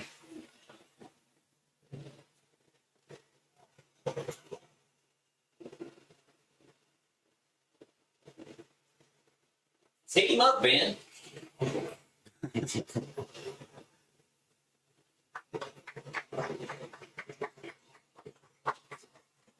Man, the way he's walking, I don't believe Keaton's going to be back to this in. ball game. Yeah. Shouldn't be putting no weight on it. Maybe he's trying to get it worked out. It's his knee, not mine. Anytime, I got injured like that, so I always want it to pop. Because if it pops, it's going to hurt for a second, but it's about to feel amazing. Not gonna Wildcat next week. Or I guess it could feel really bad depending on how it pops. On But Thursday night, wait for a for me, it always worked out good. Undefeated 3-0, maybe for a Wildcat. Quick traffic start down. Cheerleader's shoes are glowing. Friday night. That just tripped me out a little bit. I thought there was a light flashing on my screen. Play the Eagle. All of this on there, the summer camp. Pretty cool. That's neat. Do you think it's the shoes or the socks? No, it's for shoot. Might be the quarterback quilt cheerleaders. Gotta be the Entries for a drawing for a one-of-a-kind Wildcat t-shirt quilt. Entries are $5. You can get a, you see a player or a cheerleader there. Wayne County with the same three-man front. Got Gavin Schrader in shotgun again, sending Jake Sands in the motion to go wide right. Handoff to A.J. Bates up the gut. 44 A.J. Bates on the carry. They're going to have fourth down. I'd say that tackle was made, I think, by number 76. Was the first one Number there. 7, Mason Moore. Number on 7. that tackle. Also the running back for the Cats. Fourth down for Richland. I'm guaranteeing they're going for it. They're probably going to have Sands back at quarterback for this play and getting that. I'd say it's probably that beast offense that you see a lot on YouTube and TikTok nowadays. Let's see here. Yeah, that's what we're seeing here. Number 1 at quarterback. 2 linemen into the game as false start. False For the start. Richland Raiders. So now that changes things. So now they're either going to throw it or that punt team's coming out.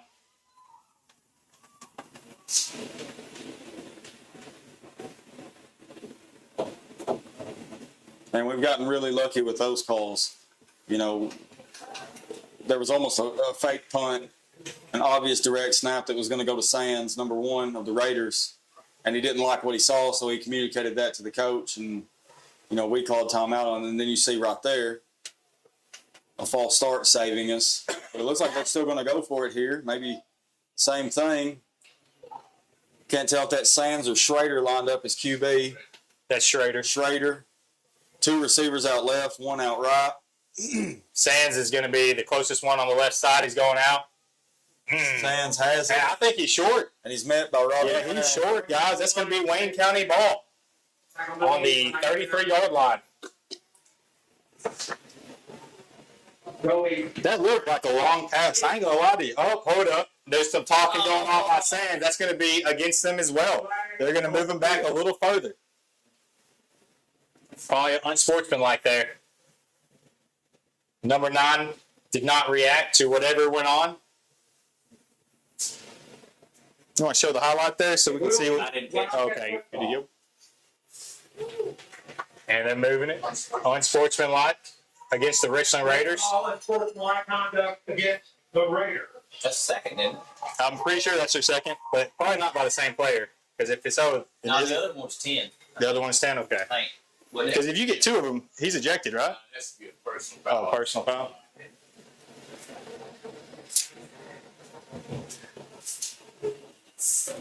They're measuring it out. That'll be a 15-yard penalty on the Raiders. And the Wildcats offense will start at the 48-yard line, moving left to right on your screen, knocking on the door of Richland territory. Hey, that's big there. The current score right now, Wildcats 16, Richland Raiders 14 with 33 seconds left to go in this third quarter. Case Butler hands it off. Number 20, Dane Bryant. For about a 6-yard gain. The thing about the run game, though, is it starts to wear you out and break you down over time. So as we get later in these quarters, as they've been throwing the ball, you're going to see that line really start to wear out. And them linebackers catching those hits like that, they're not going to want it. Absolutely. You're going to see the fatigue set in especially early on in the I think season. they're going to let this one run out, guys. We'll be in the fourth. Excited to see if they hold up the fours here. I don't think they do that anymore either. I've been noticing that. Let's see if anybody holds it up. Nah, I guess they don't do that no more. My old age is showing. Shay's going to bring that back. Yeah, just up here holding my fours. I'm the head coach.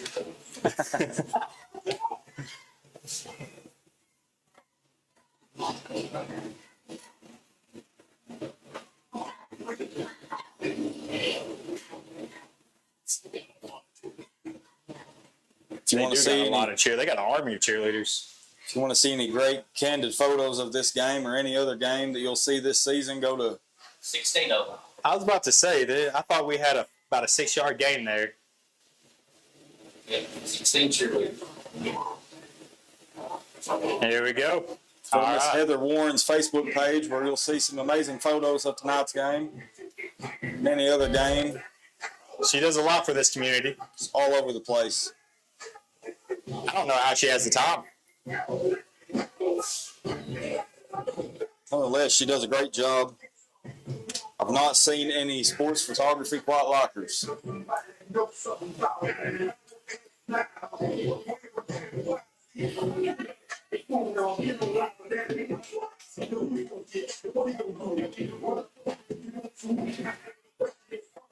There we go. They'll be flipping the field to start the fourth quarter. Wayne County with 4 left for this first down. 4 yards.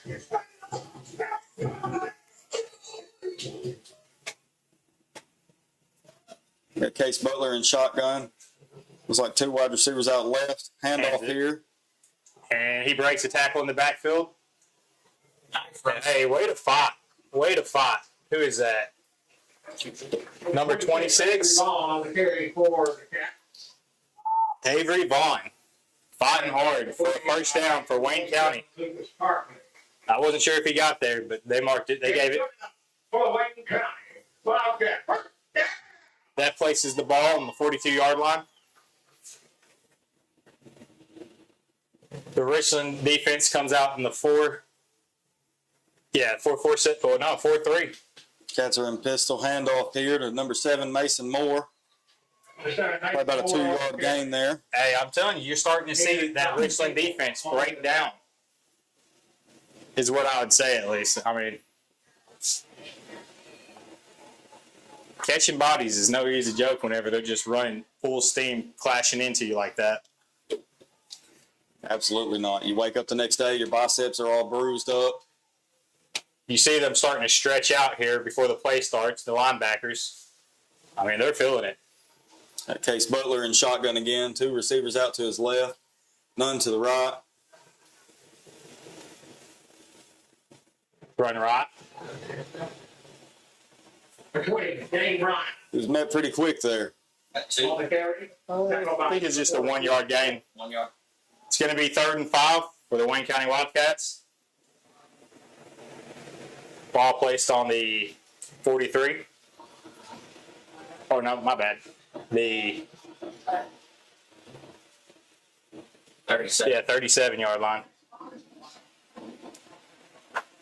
It's hard to see the hashes here. Yeah, on that side. Yeah.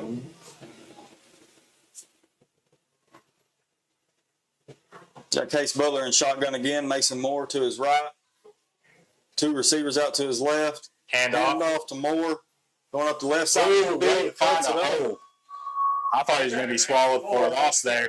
Could be met by number 15, Landon Harbison. So, Austin, what are you going to do here if you're the play caller? You go for this? Man, it's hard not to. I think I would too. It's hard not to. I mean, you're not deep in their territory, but I think you're deep enough that, you know, I'd say send it. Go for it. I mean, we saw something crazy happen just before halftime with just 2 seconds left on the clock. Might try to throw the ball here. Case No, Butler they're going to let him run it. hands it off. I think he's short. Bryant. That's going to be Richland's ball. Tackle made by number 32, Tucker Mayo. Number 32 on the stop there, the Richland Raiders, Tucker Mayo. It will be a turnover on downs for Wayne County. It will be Richland Raiders ball.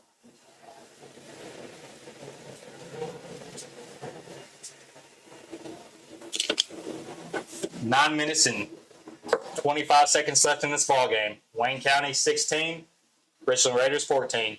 Wayne County with 3 timeouts, Richland with 2. Ball is placed on the 33-yard line. Wayne County defense with a 3-man front. Looks like Gavin Schrader back there in Yeah, looks like a shotgun. 3-3. Hand off to number 10. He sheds a tackle. It's finally brought down. That looked like a 4-yard gain. And number 20 saying, help me up, I'm not hurt. Made by number 20, Dane Bryant. You guys need to start thinking about a player of the game. Kevin Schrader Sam dropped going back. Choked it down the 17 field. Incomplete pass. Way to break it up. Number 9 for Wayne County, Robbie Brown. I didn't think he was going to get back there in time. Number 17 has some wheels on him. Absolutely. That would be Alan Kennedy there. That was scary. Booking it down the field, trying to make that catch. Luckily, Robbie Brown of the Cats would be there to knock it out of his Break it up. hands.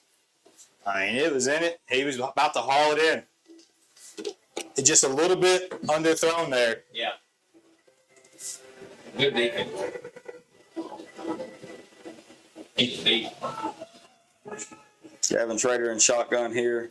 A long 3rd down for Richland. Oh, They made us they're jump. going to be moving us back. Flag on the play. Offsides on the Wayne County defense. Yeah. And it's going to be a much easier play call here on 3rd down for the Richland Raiders with short to go. I think we're going to see number 1 line up at QB here again. No, they're taking him out. He's out. No, they're talking. Yeah, he's getting a play call. He's probably lining up at QB.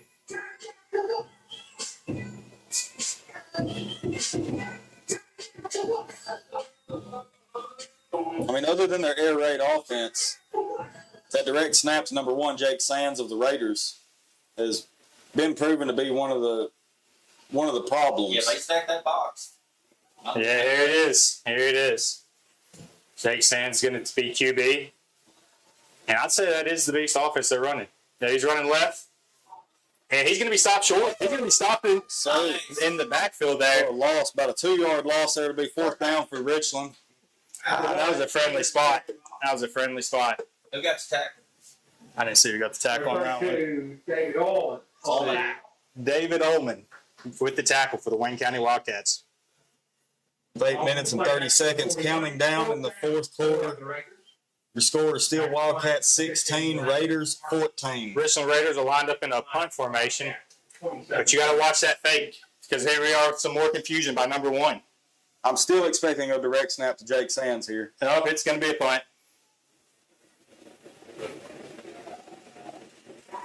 And number 27 calls it off. Going to let it go at about the 17-yard line. 18-yard line where the Cats will open up 1st and 10.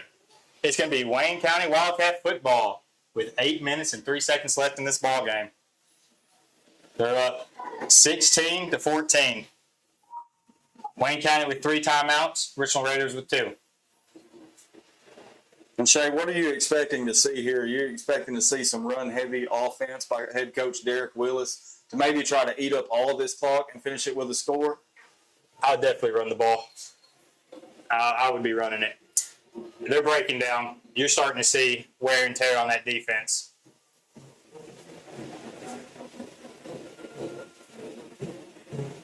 The only thing that I'd do is if you put the tight end left here, if you put the tight end right, they will stack gain there. 3 linebackers on top of that tight end to the right.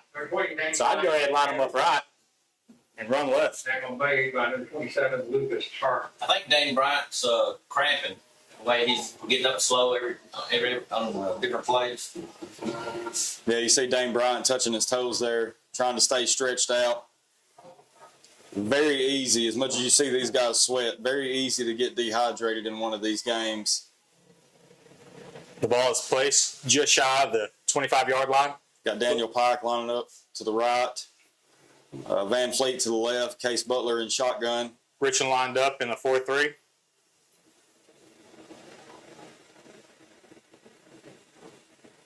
Takes a handoff. Butler keeps it.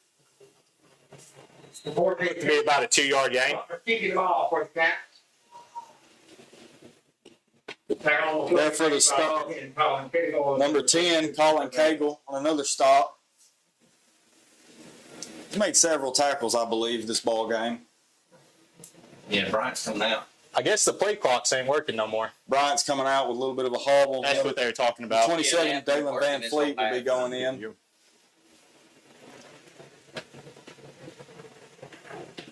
The officials have been keeping the play clock timing themselves on the field. Our play clocks have not worked this second half as Case Butler is under center here. Split backs. Oh, what a Handoff run. here. First down, Wayne County. The number 22, Caden Castleman, a sophomore Wildcat, on a run up the gut. Number 22. And the chains will move. Carrying the ball for the Cats. Lance Nutt signaling to his team. Number 32. Slow it down, calm it down. Keep control of this game and hang on for what could possibly be just a 2-point victory against the Raiders here. That was a nice hole for him too. I mean, it wasn't big, but it was big enough for him to get through. The linemen definitely did their job opening up that gap for him. The ball is placed on the 32-yard line. First down, Wayne County. Case Butler back under center, split back, 2 wide receivers out left. He is That tight staring at end's this out ball. right. Look at all the Running. linebackers. They got 3 linebackers there to the left. See that? And he's going to keep it and try to go right, but it looks like he just got back to where the original spot of the ball was. It'll be 2nd and 10 for Wayne County. You notice he was watching that back judge, watching him count down The clock. to eat up as much as he could for the snap. He was waiting for the official's hand to go up, Burgers and fries. signal that he was almost out of time to snap the ball. And I'll be doing the same here, Shay. I'm running down the clock as much as I can, obviously, with 5:13 and counting down. I believe they got the ball with like 7 minutes on the clock still. And it's already down. It's about to be under 5 minutes. Or right at 5 minutes. 5th quarter celebration in Green River Baptist Church. The 5th quarter celebration will be at Green River Baptist Church tonight. Case Butler takes fumble the on the snap, snap. drops it a little bit. It's going to be a Throws throw. up. Light toss to Mason Moore here. He's going to cut it up left side of the field. That makes it a manageable 3rd down. Probably 3rd and 2 there. Number 27, Lucas Carr. One thing I can say about this Cats high school offense here is even when it falls apart, there's another option there. I mean, And that's what I'm liking, so far about their offense. this QB is a playmaker. I mean, you need that at QB whenever stuff like that happens. Just make a play. Got Daniel Pike and Dalen Van Fleet lining up as wide receivers to the right. Split back formation, Case Butler under center. 3rd and 2 for the Cats. Looks like, I can't tell if Butler kept it or handed it He off. handed it off to number 7 on that one. Mason Moore on the carry. There's 7 Mason Moore on the carry. Maybe a 1-yard loss there, unfortunately. Now made by number 77, Camden McGee. Yeah, he made about a half a yard there. About a half-yard progression there. That'll be 4th down for the Cats. Yeah, And a crucial part of the game here. Man, 3:45 and counting down left to go. I wouldn't want to punt it either. He made 6 tackles in the first half and he's been about 15 cents. One thing for the Richlands defense that we noticed, our statistician here, Caleb Clark, is number 99 made 6 tackles in the first half, and we haven't seen him the second half, so he's probably hurt. I don't see him on the sideline. And we don't even see him on the sideline anymore. We're going to take a timeout here by the Cats. 3 minutes and 21 seconds left in this ball game. Wayne County 16, Raiders 14. 2 timeouts for both teams. Ball on the 41. 4th and 2. 4th and 2. Well, I mean, right there, that looks about 4th and 1. Yeah, I was gonna say they call it 4th and 2 on the scoreboard, but it looks like more like 4th and 1.5, maybe. It's like 4th and 1 to go for the Cats. If I'm the Cats, I guess I'm a little more old school. I'd QB snake it. It's hard to stop a QB snake for 1 yard. The old tush push. Stack the box up. But is this Raiders defense preparing for I'd just spread them out that? wide first. I'd spread them out wide so that they can't stack the box. Good idea. But they kind of burn that time out just in case they don't get the lineup they like. So I don't know if you can do that now. Close up of the huddle here. See if he's down. Folks, we thank you for tuning in to WCHS Sports, whether you're watching us on YouTube, the Rumble app, or the NFHS network. I'm sure Derek Willis here is pumping up his guys, saying you let them know that you've got this. This very well could be the play of the game here if they pick this up. Like I said, you need 5 good play calls. Just 3 of them have to go your way. And is this going to be one of them? This is definitely a key play of the game. Traveling to play. If they turn it over here, man, Richland is already in our territory at that point. And they've got a good kicker on. You're right, Shay. I mean, where a field goal could win this game. Case Butler under center split back. He's going to shoot it up the gut. I think he got it. Yeah, he got it. That's going to be a first down for Wayne County. Big play. Big play by number 14 there. I mean, really, I'd give that credit to the center. He's got to get out the way and get his guy lifted up to make that happen. And I believe the center is number 68. Watts Morris. And Shay, that's not an easy thing to do. I mean, you're the most delayed lineman on the line. You're snapping the ball and then coming up as to where everyone else beside you can just shoot forward. Well, I'm pretty sure if you're going to do something like that, you do it on pressure. So you're going to be the first one to know it's on you. Cats are in pistol formation. Case Butler letting that time run out as far as it can. Handoff. Mason Moore for about a 2-yard gain before he is brought down. 3-yard gain. Second and 7 for the Cats. 2 minutes and 35 seconds left in this ball game. And folks, I'll have our videographer, John Harper, correct me if I'm wrong, but I believe next week we go to Summertown. Middle school game, Thursday night, 6:30 p.m. High school game, again at Summertown, 6:30 p.m.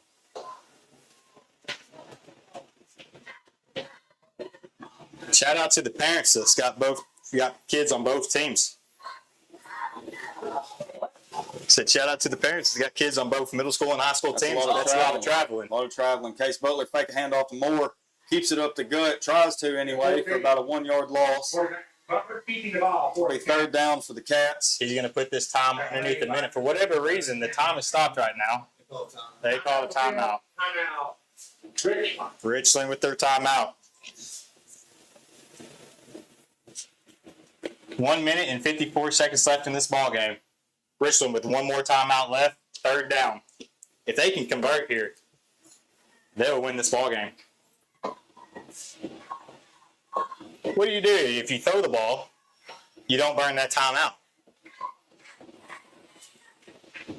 But if you run the ball, you know they're going to call a timeout, and you're probably going to punt it. I don't know, man. That's hard to call being 3rd and 8, looks like. Maybe a safe pass route. And if it's not there, you tell them to take the sack.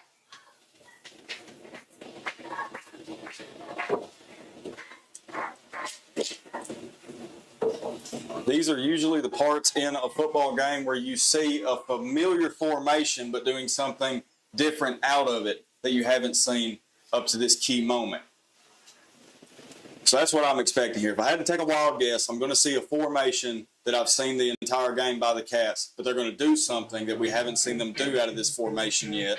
I know they're probably not going to do it, but I'm a sucker for reverses in this situation. A reverse, it takes a lot of time off the clock to run one. Yeah, or a fake reverse.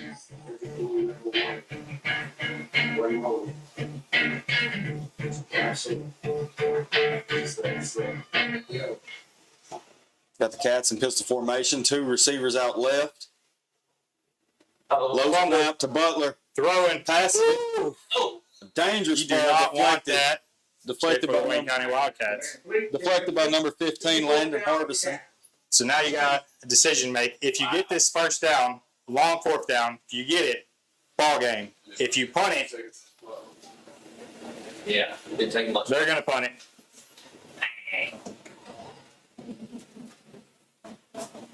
1:54 left in the ball game. Cats have a 2-point lead, 16-14 against the Richland Raiders. Hunt the ball for the Cats, back to receive, defiance number 1, Jake Sands. Okay. A little confusion there by the Cats for their personnel, but they got it figured out.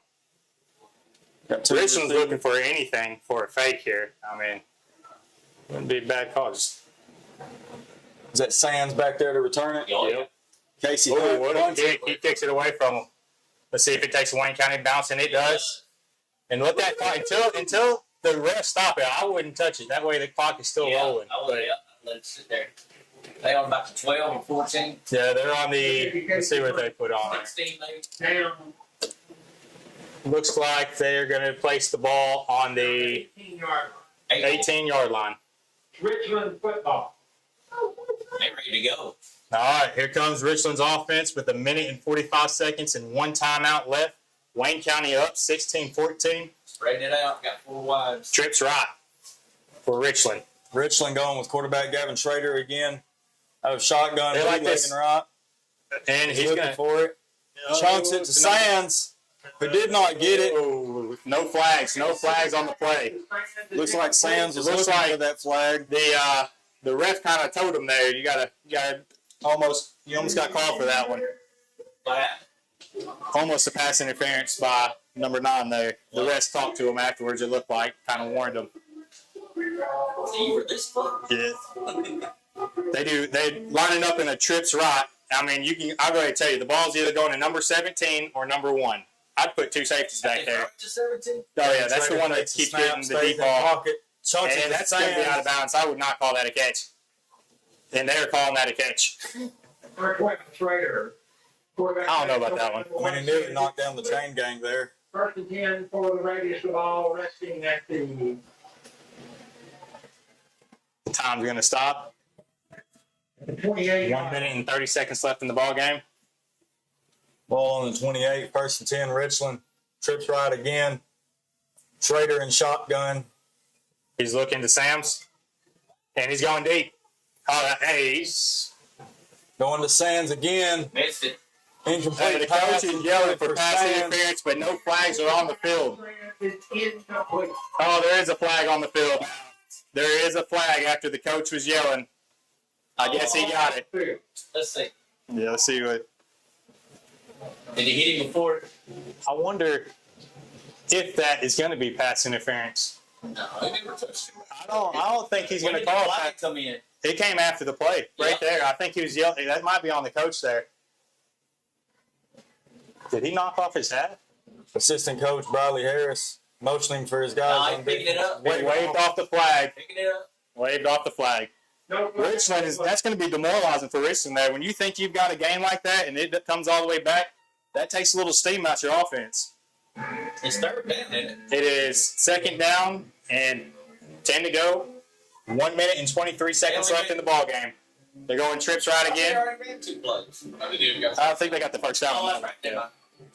I was paying attention, really. I mean, you know who they want to get it to. Get him, get him. Get him. Oh, he just fell before he could. Ball's up to number 25. Wow. And they flag on the play. Anytime there's a long pass like that, you have to watch for that pass interference. 3rd down and 10 for Richland.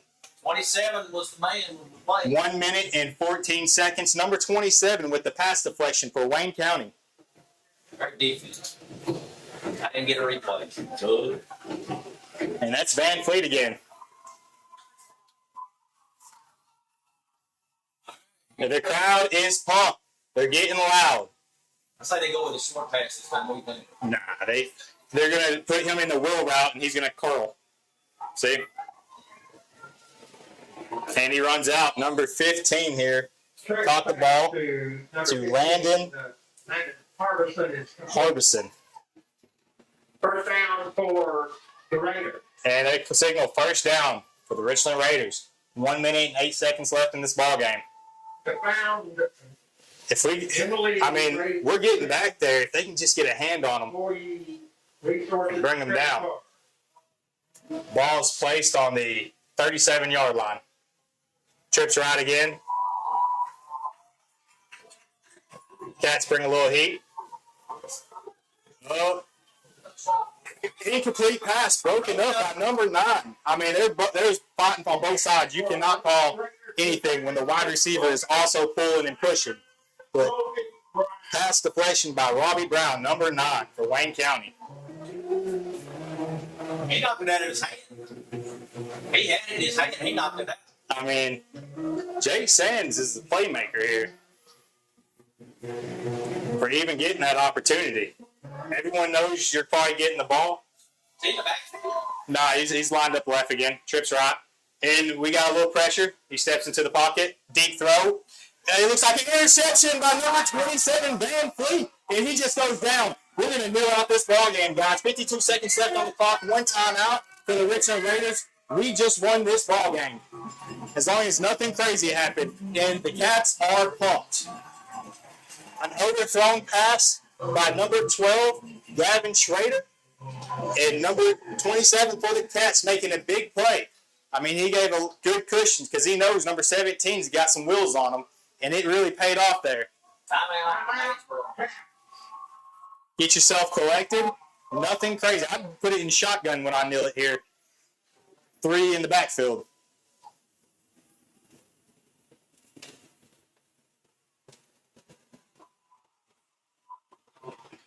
Wayne County sidelines are hugging each other. They had an answer. They did have an answer. I mean, when it was game on the line, they came up big. Big. 2 huge plays there. Hey, Van Fleet's got my vote for player of the game. I just missed the cheerleaders jumping up there. They was throwing them girls all over the place.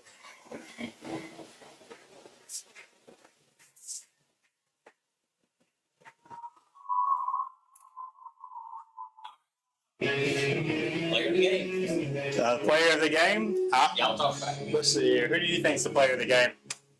I got to go with Case Butler just because he's kept his head clear through this nail biter of a game.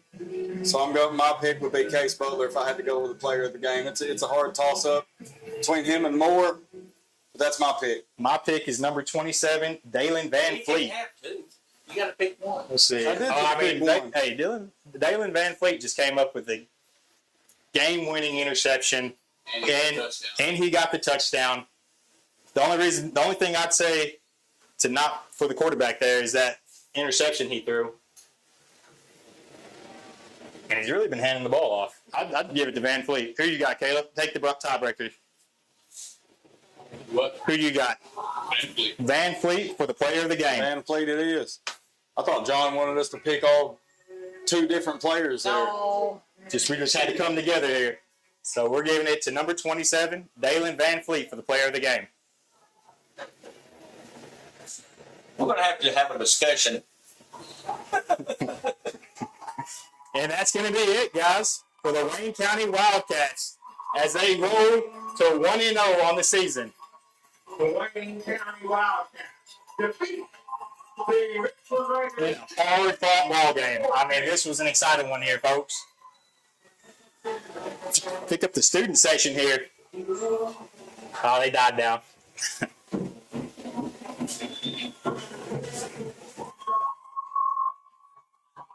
A tough win to start the season and a tough loss for the Richland Raiders. The Cats making it out with just a 2-point lead against them. I don't think either team has anything to be upset about. You can't really hang your hat on that one. In the end score, Wayne County Wildcats 16, Richland Raiders 14. As the clock expired. And then stay tuned for us because our statistician is going to come to you with the end of the game stats. Caleb Clark. Just give him some time to add it up, folks. And again, folks, we thank you for tuning in to WCHS Sports, whether you're watching us on YouTube or the Rumble app or the NFHS network. This is completely free for you viewers. But if you feel so inclined to donate to this broadcast, you can find the links to our Venmo and our PayPal on our Facebook page, WCHS Sports. I'm Austin Odell, joined by my broadcast partner, Shay Brandley, statistician Caleb Clark, and videographer John Harper. Stay tuned for stats.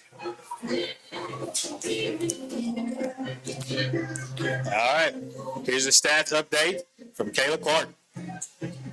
All right, for the stats of the game, we'll start with the Richland Raiders. We got Gavin Schrader, who went 16 for 27 for 236 yards passing, 2 touchdowns, and 1 interception. You had Jake Sands with 140 yards receiving with 2 touchdowns. Who also had 6 carries and 28 yards. Leading tackler for Richland High School would have been Shooter Foster, number 99, with 6 tackles. On to the Wayne County Wildcats. We have Case Butler, who was 11 for 14 for 139 yards, 1 touchdown, and 1 interception. You have Mason Moore being your leading rusher with 13 carries, 66 yards, and 1 touchdown. And the leading tackler for Wayne County would be David Ullman with 7 tackles. Player of the game would be Dalen Van Fleet with a big interception and a big touchdown. That'll be it for the stats. Stay tuned for our sponsors, folks. Without them, this wouldn't be possible.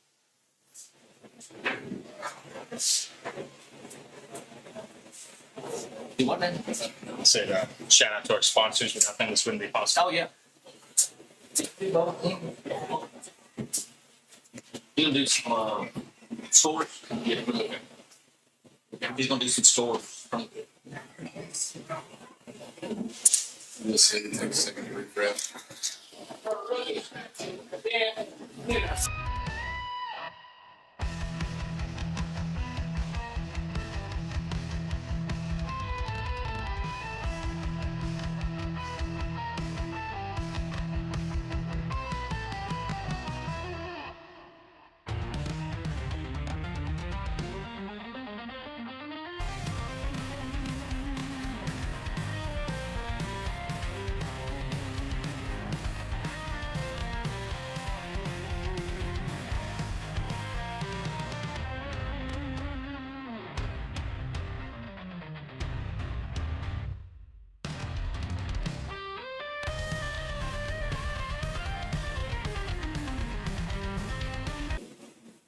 All right, some scores from around the region. Looks like Lawrence County and Summertown, who were tied at halftime 14-14. Lawrence County has run away with it 35-14.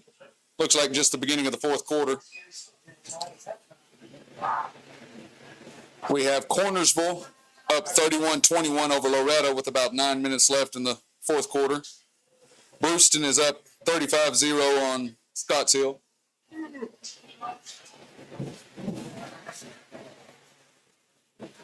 On this side of it. Absolutely. But yeah, heck of a game. I mean, I couldn't be more proud of the guys, man. It seemed like a game of two completely different halves. First half, it seemed like neither defenses were just having a hard time settling in.